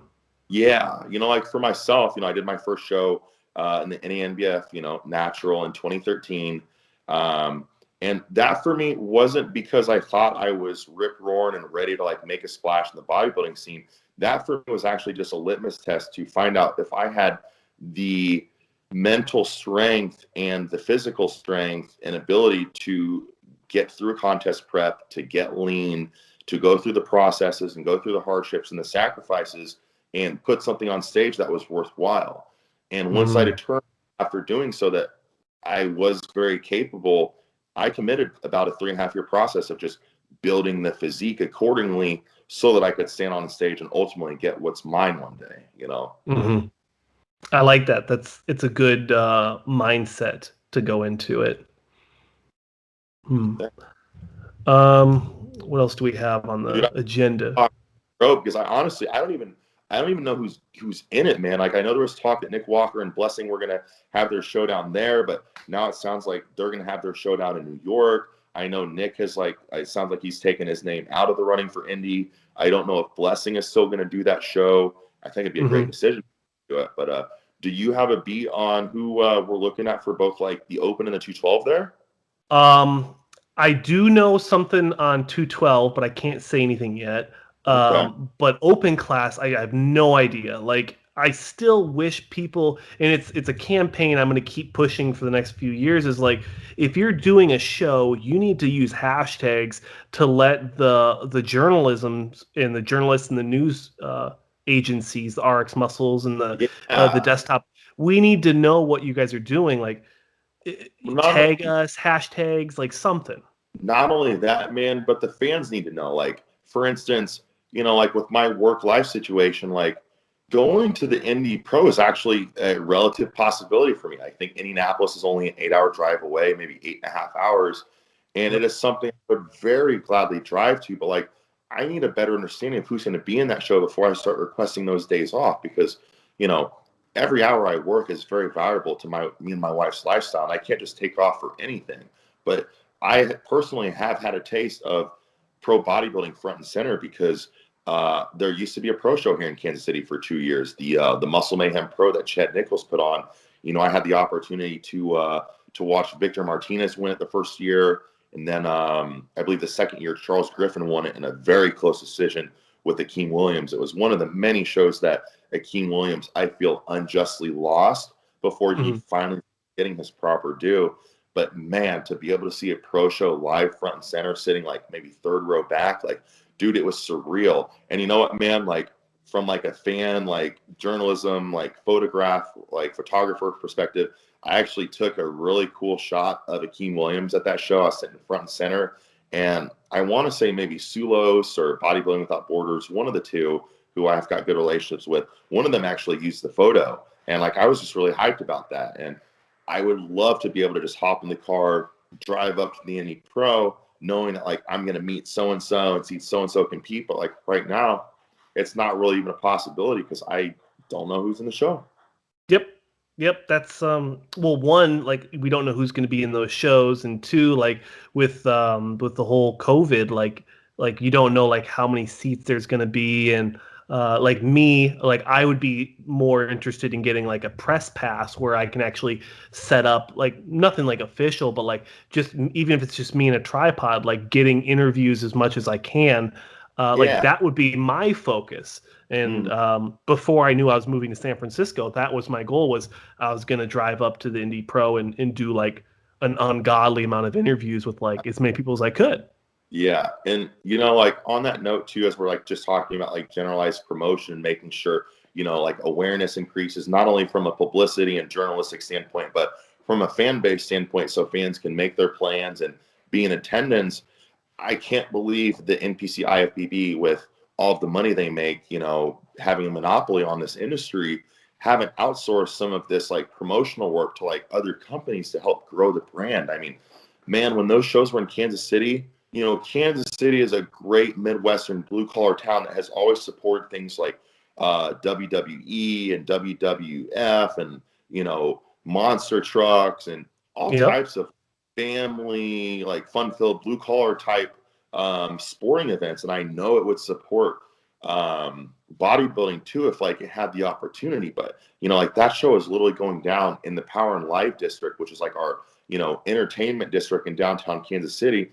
And nobody in the live block even knew it was happening because there wasn't a single poster. There wasn't a single flyer. Like, yeah, it was on the billing at the theater that it was at, but like that doesn't mean anything. Like, you know, you need people out in the streets handing out flyers saying, hey, like in 2 days, like the biggest freaks in the world are all going to be here on stage, posing and flexing, competing for X amount of prize money and a shot to go to the Olympia and a shot to be one of the best in the world.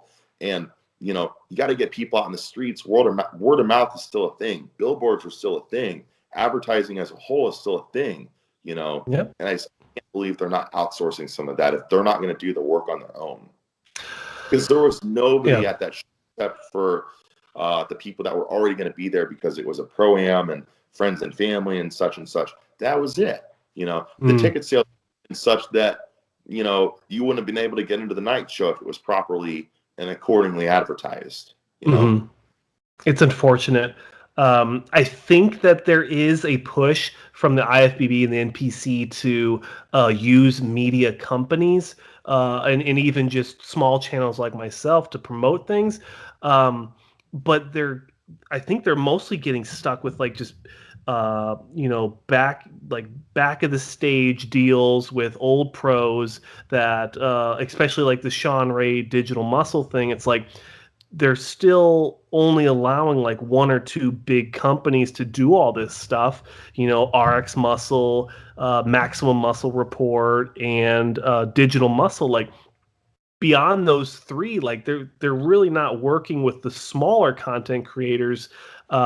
Maybe Nick Strength and Power, he might get a little bit more information just because of his massive audience. But like it's really unfortunate, and I feel like a lot of the fans with an audience, like we want to promote this stuff, even if it's not financially lucrative for us. Like we want to do it for the athletes, we want to do it for other fans, and we want to do it for the sport in general to grow. 100%. And I mean, why not even make an effort to just get in touch with the local media outlets? You know, That's I mean, another huge, even if it costs a small fee to get like a 30-second mention that this is going down in the city at this venue, just do anything to increase awareness and exposure. I mean, you know, don't say like bodybuilding is a niche sport that like isn't going to have fans or appeal to a mainstream audience if you don't even try. That's like saying the diet plan didn't work, but you didn't adhere to it, you know? Yep. Yeah, or even if it's just like posting stuff at all the gyms, like that's such an easy thing to do. It's like just putting like a flyer. That I've heard so many stories of like, you know, you post a flyer and you get the word of mouth going that so-and-so is going to come to a seminar and a guest posing. And, you know, back in the 70s, someone like Robbie Robinson could, you know, you give people 3 weeks notice that he's going to be here. And that gym is packed out from people coming from 50 miles wide just to get in the door with their pen and paper, jot some notes, get a Polaroid, you know. And that was like 50 years ago. We forgot how to do it. Yeah, like where's the disconnect? Like the fans are even more connected with their athletes. Like you'd think that would have gotten better, but instead, I feel like people are more focused on lining their pockets and making their small businesses more successful. They're not worrying about the fans, and they get lost and maybe a little bit too narrow-minded on how to market their shows or events or anything like that. Yeah, and also I think a lot of people are scared to spend money.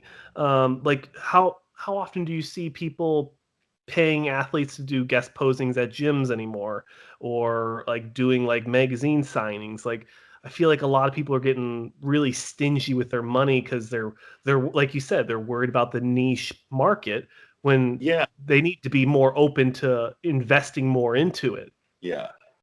But you know what, man? It's this stupid attitude that because maybe not everybody wants to look like a freak or be a freak, that it won't have mass appeal.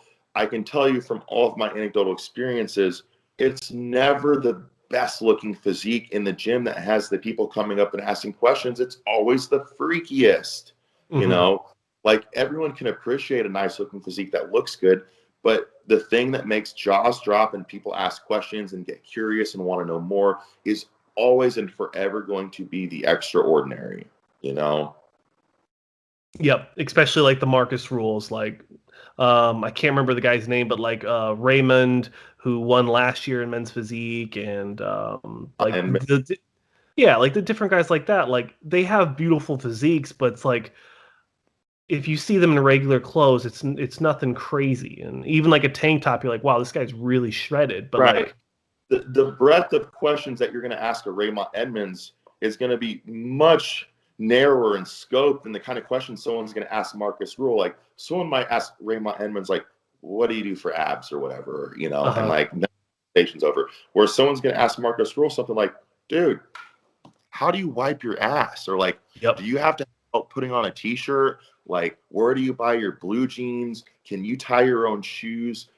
These are the types of questions that are going to pop into people's heads. And maybe not all the bodybuilders want to answer that stuff, but there's just a general curiosity in the unknown and the extraordinary that doesn't present itself with the attainable nature of things like men's physique, you know? Mm-hmm. And for some weird reason, people don't think that freakiness is marketable anymore. And I feel like it's exactly the opposite, especially with how the IFBB has moved towards like Big Ramy and the aesthetic mass monsters. Mm-hmm. So I don't know. It's unfortunate, and I'm going to keep doing my part to plug the athletes and promote shows and whatever I can do to increase the athlete to fan interaction. Like that's what this channel is all about. But people got to start thinking about different ways to market and engage with their audience. It's unfortunate. Yeah, man. For the sake of the sport, I hope one day that like I can find a way to bridge that gap, break through, and help the sport grow in a way that it just doesn't seem that anybody right now is currently interested in seeing it grow. You know, you talked about the greediness of promoters and lining pockets and stuff, and sadly, I think there's just an over reliance on the fact that promoters know that they get such a good draw of ticket sales that simply come because men's physique and women's bikini is so popular that it inherently brings a large fan base of supporters that are just going to pay contest fees, you know, prejudging ticket, night show tickets, just to support loved ones. But what happens when, for whatever reason, those competitors maybe aren't there? Where's the money going to come from? You Yep. have to at least try to garner revenue from an outside external audience, you know? Yeah, we could beat that horse. There's so many different ways promoters and athletes can do all this. I thought it was kind of funny. I was looking at these hashtags. INDY PRO 2021, there's literally been one post made with that hashtag. And with the hashtag INDY PRO, just in general, there's only been 4,600 posts, which is, it makes zero sense. So it's like, how are you promoting that you're doing a show to people that don't follow you? Mm-hmm. If you're not using easily searchable hashtags. Like if you're Right. going to look for someone to compete at the INDY Pro this year in 2021, what's the first thing you're going to search in Instagram? You can't just search a question mark in Google. You're going to use hashtags, or Yeah. you're going to go to the contest, the actual Instagram page for the INDY Pro. But they're not posting the lineup until 4 or 5 days out from the show. Like, And we all what? know coveted these spots for the Olympia are, especially in the open and the 212 bodybuilding landscape. So it's almost a guarantee that it's going to be a great, fun, competitive lineup. Why don't we have it, you know? And especially this early in the year, like a lot of people I know, two specifically, that they're going to be doing the INDY Pro because they want to have as much time in the off season to rest their bodies because they had to push so many shows in 2020. So I don't want to get fired up about it, but it's just like it's just silly. I think. Oh, hello, Pua. Don't step on the keyboard. Awesome, man. Oh, he's massive and he's so fluffy. He loves these like deep scratches. He just starts purring up a storm. That's And, what and you the big one's like. Yeah, you'd think they don't like it because like when you start getting into like these deep scratches with the hair that's really the fur that's deep down in there, it's a lot more sensitive, but with him, he just loves it. And Yeah. I don't mind giving them to him. The more I hit the rib bones and stuff, the more she likes it, man. Yeah. I don't know. Whatever. I don't even know how he opened the door. The door handle's a twisty. Oh Yeah. God, look at the hair. It's funny. So I have like one of those like triple cat tower things over by my window over here. Yep. Go anywhere near the window, my big cat sprints over the triple cat tower and jumps up to the top with full expectation that means it's like deep petting time. You know what I mean? Yep. I might time. look at the snow, and in 2 seconds, I'm caught up giving like a 10-minute cat back massage. Like, well, damn, you know, you put me on the spot. I will. I'll make the return of the cat tree right here, like we did in the in my old apartment. Yeah. I know it's just a fun little thing, like having that comic relief Yeah. in these more intense conversations. 3-tier cat tower, and then right next to it where the cats can jump from it, I have one of those window hammocks. You know what I'm talking about? Yeah. Dude, I need to get me some. Yeah, the cat window hammock that you just pretty much just like saliva sticks to the windowsill. Like those are great, man. Yeah, I've definitely seen them. I know we want to get some because we have so many windows in this house now. Like, it's me and Jasmine, and I'll have to show like a walkthrough. We have a mud room, a living room, a dining room, and then we have like a kitchen with a dining room, and then we have a full laundry room, and then a full pantry, and that's just the first floor. So it's just like I have no idea what we're gonna do with all this space, and it's like, and I'm not trying to dump a whole bunch of money into furniture. Like, I'd much rather put that money into either like ads and marketing or building up my gym. Like, I know I want to put a nice deadlift platform. Like, I'd much rather spend money on that, not like, Don't rush the process of trying to fill the house out. Wait till the point where it's like, well, I've got this discretionary income and it's time to fill the void, But if it's not important to you, build your business first, because that's what's going to take the long run. I'd much rather build up my financial portfolio. Do this because I genuinely like you and I love your vibes and your energy, but I think you have as much potential as anybody in the entire industry who's doing this bodybuilding media coverage to ascend and have a channel that feeds you and your family for as long as you want or need it to, man. I really believe in that. I mean, that's really the goal, is to like make this one of my incomes, and to actually have that opportunity to be there for the athletes as much as I can, like in person, figuring out like, hey, who are you? Like, what's your story? Even if it's just like a physique guy, like, I know it's not my bread and butter, but it's like, if it's going to help that athlete more by giving him a quick 5-second plug on like a 4-hour live stream that I'm doing in front of 1 million people, like, who am I to not give that athlete that opportunity? And I feel like that's just not something that's available right now. And heck, I'll be glad to take that podium if no one else is going to take it, because like, you don't see people like Nick Strength and Power or even like Xavier with Desktop Bodybuilding. You don't see those guys going to shows in person and talking with athletes. You just see them making their like news highlight videos, which is cool. But and I love that you're trying to find your own niche, because like you bring up like an interesting thought in my head. Like, I like Xavier Willis and what he's doing, but to me he's a carbon copy of Nick Strength and Power, to the point that I actually don't really watch his videos anymore because my time is very valuable. The content I consume, I have to pick and choose because I can't just sit here all day and just burn through content. And I generally know that he's going to rehash some of the same stuff that the latest Nick Strength and Power video has covered. So I generally don't even give it a run anymore unless he's doing a long form interview with somebody. That's generally only the Desktop Bodybuilding content I'll watch, because I don't need a rehash of the same day's drama that RX and Nick Strength and Power and whatever already covered. I don't need to hear the same story 5 different ways. I've actually I'll watch the interviews that he does, as Xavier does with Desktop, but I couldn't tell you the last time I watched a Nick Strength and Power video. I couldn't tell you the last time I watched an Old School Labs video.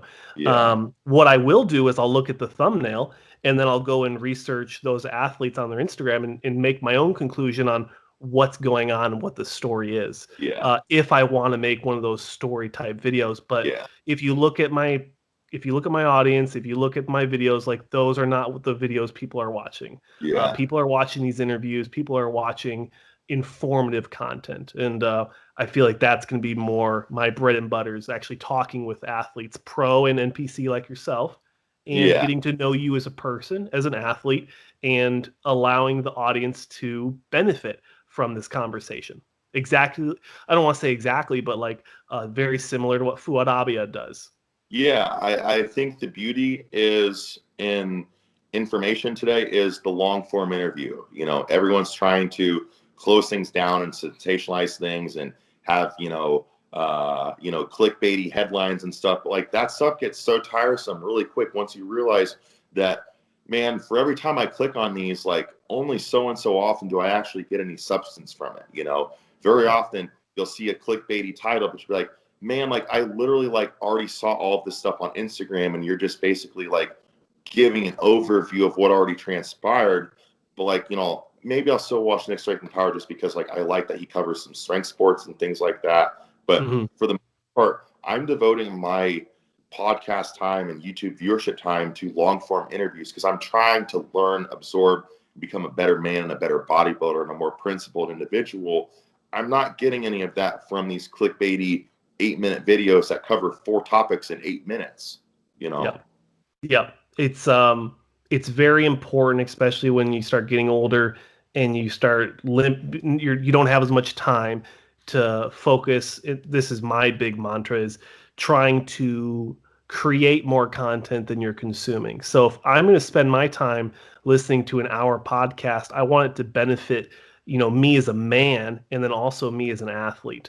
And, you know, when it comes to watching 4 different people's news outlet on, you know, why Blessing is going to beat Nick Walker, it's like, man, they you know, beat that what one. what am I gaining from this?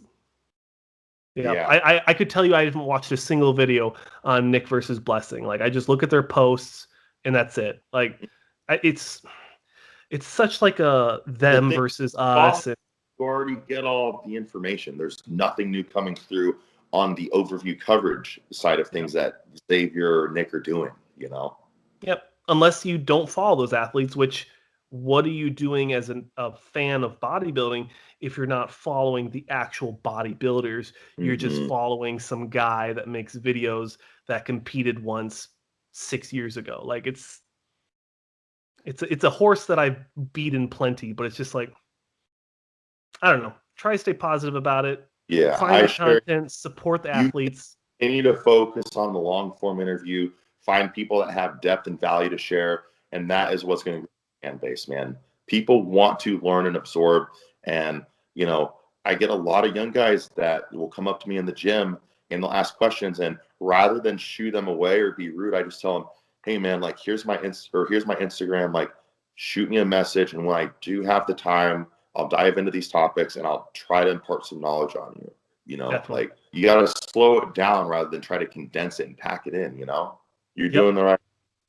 Yeah. Or even just like having like a QR code with your social media link and just be like, here, take a picture. You can find my stuff. People do that. That's It's a cool, thing. man. You can make a custom QR code and you can print it on whatever you want. You can put it on I could make you a t-shirt like the size, and it's just a huge QR code, and someone can just take a selfie with you and a link will pop up on their screen with your website. Dude, You don't even have to plug Phase 1 Nutrition. Your t-shirt will do it with the automated algorithm. Maybe when I'm a little bigger, but I have to admit, I would feel like such a douche if someone came up to me and like, you know, I want to talk some bodybuilding. Can I get some advice? I'm like, here's my QR code. We'll talk later. Like, that's crazy. You just have to preface it, you know, like, hey, I'm busy.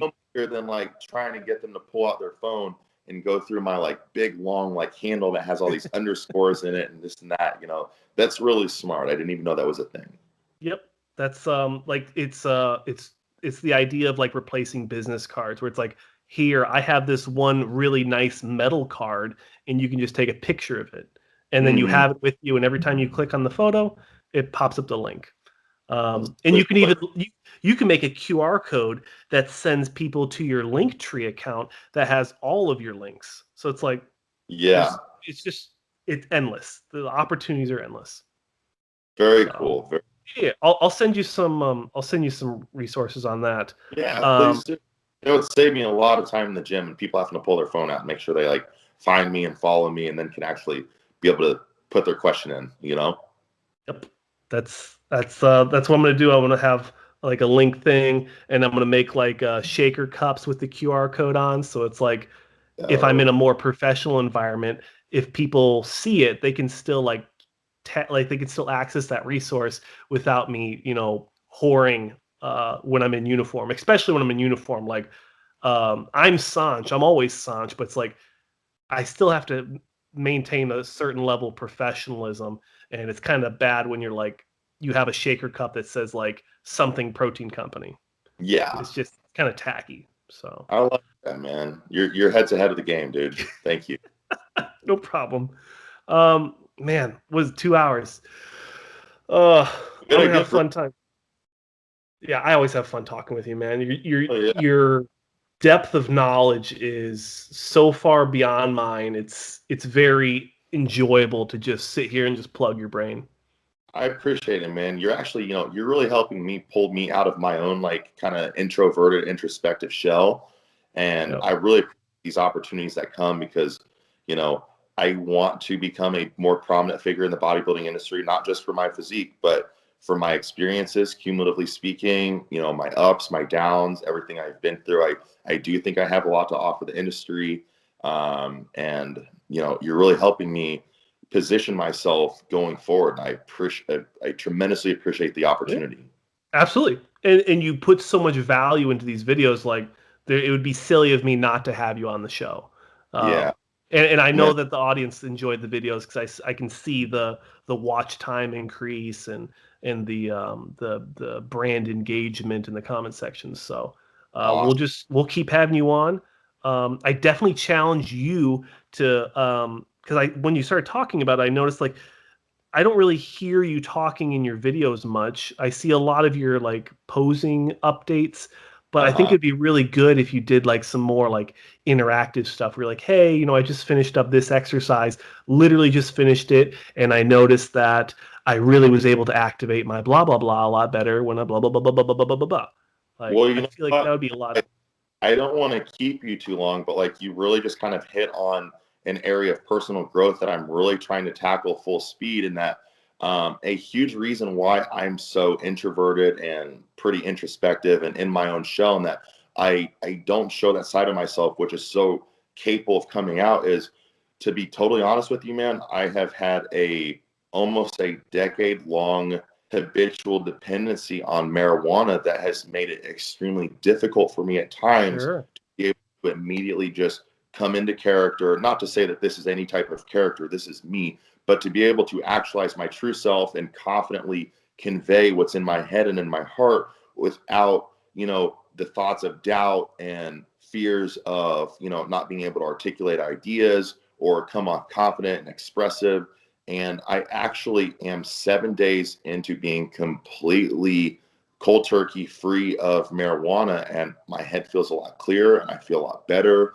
And I feel like I'm a lot closer to getting to the truest, most just the best version of myself. I've always felt like I was Yeah. capable of being this type of person that could articulate these ideas and share my wealth of knowledge to bodybuilding fans, and also, provide like interesting bodybuilding coverage and stuff. But it's just really hard when you're constantly under the influence of marijuana to come out of that stupor Mm-hmm. and to raise the bar and be engaging and interesting. So I finally faced the music and decided that, it was slowing down my ultimate development and my ability to capitalize on what I have to offer.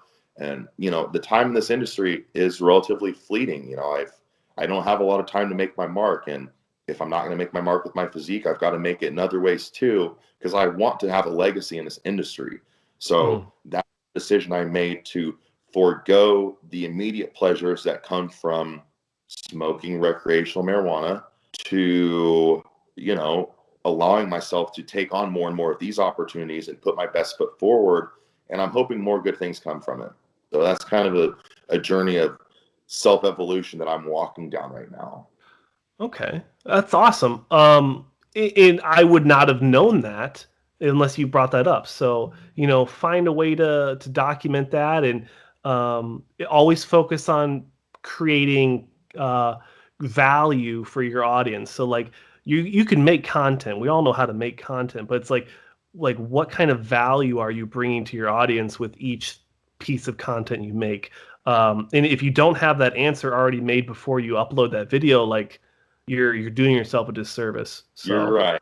It kind of plays into like when I talk to you about like what I'm doing with my physique right now with, slowing down and coming off and things like that. You yep. know, everything is just like a highlight scoreboard. Like it gets kind of boring. Like people need to know what's going on in your brain. They need to know when you're down. They need to know when, you're going through some things, and all of these different facets of life make you relatable. And I have been withholding a lot of facets of my life and just using my platform as a highlight reel, so to speak. And it's really put a limitation on how much I can grow, because yeah, I've got some highlights, you know, in terms of like my physique and my lifting prowess, but there's always going to be someone that can outdo me in that respect. There's always someone like that. So I have to bring more to the table than just look at my physique or look at my gym lifts, you know, because someone can always outdo me, you know, but I can provide a unique analysis and, you know, share a unique experience that maybe nobody else might have, you know. And, you know, it might even be interesting for you to like tag, you know, or hashtag, or even put in the title, like talking about things like marijuana dependency in bodybuilding, because I know there's a ton of bodybuilders that are habitually, you know, habitual marijuana users, and it really probably does limit their ability to do anything outside of eat their meals and do their laundry and their dishes and go to the gym. You know, it makes a lot of it probably pretty boring. I know it made me pretty boring because it didn't allow my true self to come out. Yeah, that's what I'll do with this bro talk is I'll post it in its entirety, and then I'll do kind of like a highlight archive. I like that idea. Yeah. And then I'll make videos out of each topic. Yeah, I think it's important to get this part out, because I think there's more bodybuilders out there that'd be willing to admit that they're struggling with something similar to what I'm struggling with and am now overcoming, you know? Yep. That's great, because like with any kind of vice, especially something that's like numbing pain or numbing receptors, alcohol, marijuana, anything like that, it's important to like be able to address those kind of dependencies and become better from it. Even like with just being dependent on pre-workouts, like we talked about in the beginning, like it's definitely not as serious, but like it can cause some like serious issues. So it's just having like an open dialogue with yourself. You talking about like breaking it down into like snippets and like archive highlights and stuff, that would really be a tremendous benefit for me as I try to grow my brand. And that like it is going to be kind of hard to get my audience to commit to like watching me in like 2.5 hour long form. But it can allow me the opportunity to be like, hey guys, like here's a part of the interview where I hit on my thoughts on pre-workout over abuse and reliance, or here's where I talk about habitual recreational drug use and its limitations as a bodybuilder and stuff. I think that will really be very helpful for not only you, but it'll really help me get this side of myself out to a broader audience than just a one post to a 2 hour long form interview that most people just might not in the immediacy have the time to jump into unless they're a true fan or friend of mine. Yep. And that's why I take the time. You'll notice in the last Jason Lowe interview, I take the time out and I do all the timestamps for every topic, because some people, especially when I don't have the highlight videos posted yet, that's the only way they're going to find a specific topic. And I don't expect everyone to sit for 2 hours. Nothing is irritating more than when I know I want to sift through like a podcast to find like something in the headline that they're talking about. Well, I have to literally play the guessing game with my cursor to see when do they start the subject conversation, as opposed to the person who extra length like you do. And I can just scroll right up to where it starts, and I can miss the 30 minutes about something that I just simply didn't have time or interest in.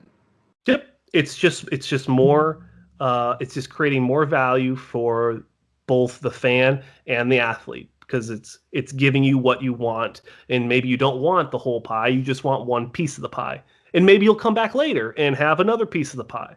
But you know, it's kind of a hard pie to swallow if you give somebody the whole pie. So it's very very very I want to do it. Educated. But I've noticed the wife walk by a couple times. So we'll we're both a little bit behind on food at this point. Oh my god, yeah. Especially like I still got 3 more meals and it's 6 o'clock for me. It's 8 o'clock for you. So yeah, and I'm probably going into work in 3 hours and gonna do another graveyard. Wow, didn't you just get off work at like? Yeah, so get this, man. I just finished my 5th shift in a row, but it looks like the coworker of mine that also does the night audits at the hotel the nights I don't work. You know, I do 5 nights, he does 2. It looks like she might be down with an illness, could be COVID, don't really know. But I'm on call for it. So I don't know how many days in a row I'm about to work, but you know, that's just a part of my current struggle that I'm trying to embrace as much as I can. And, you know, I'm really growing through that struggle. It's making me a better man.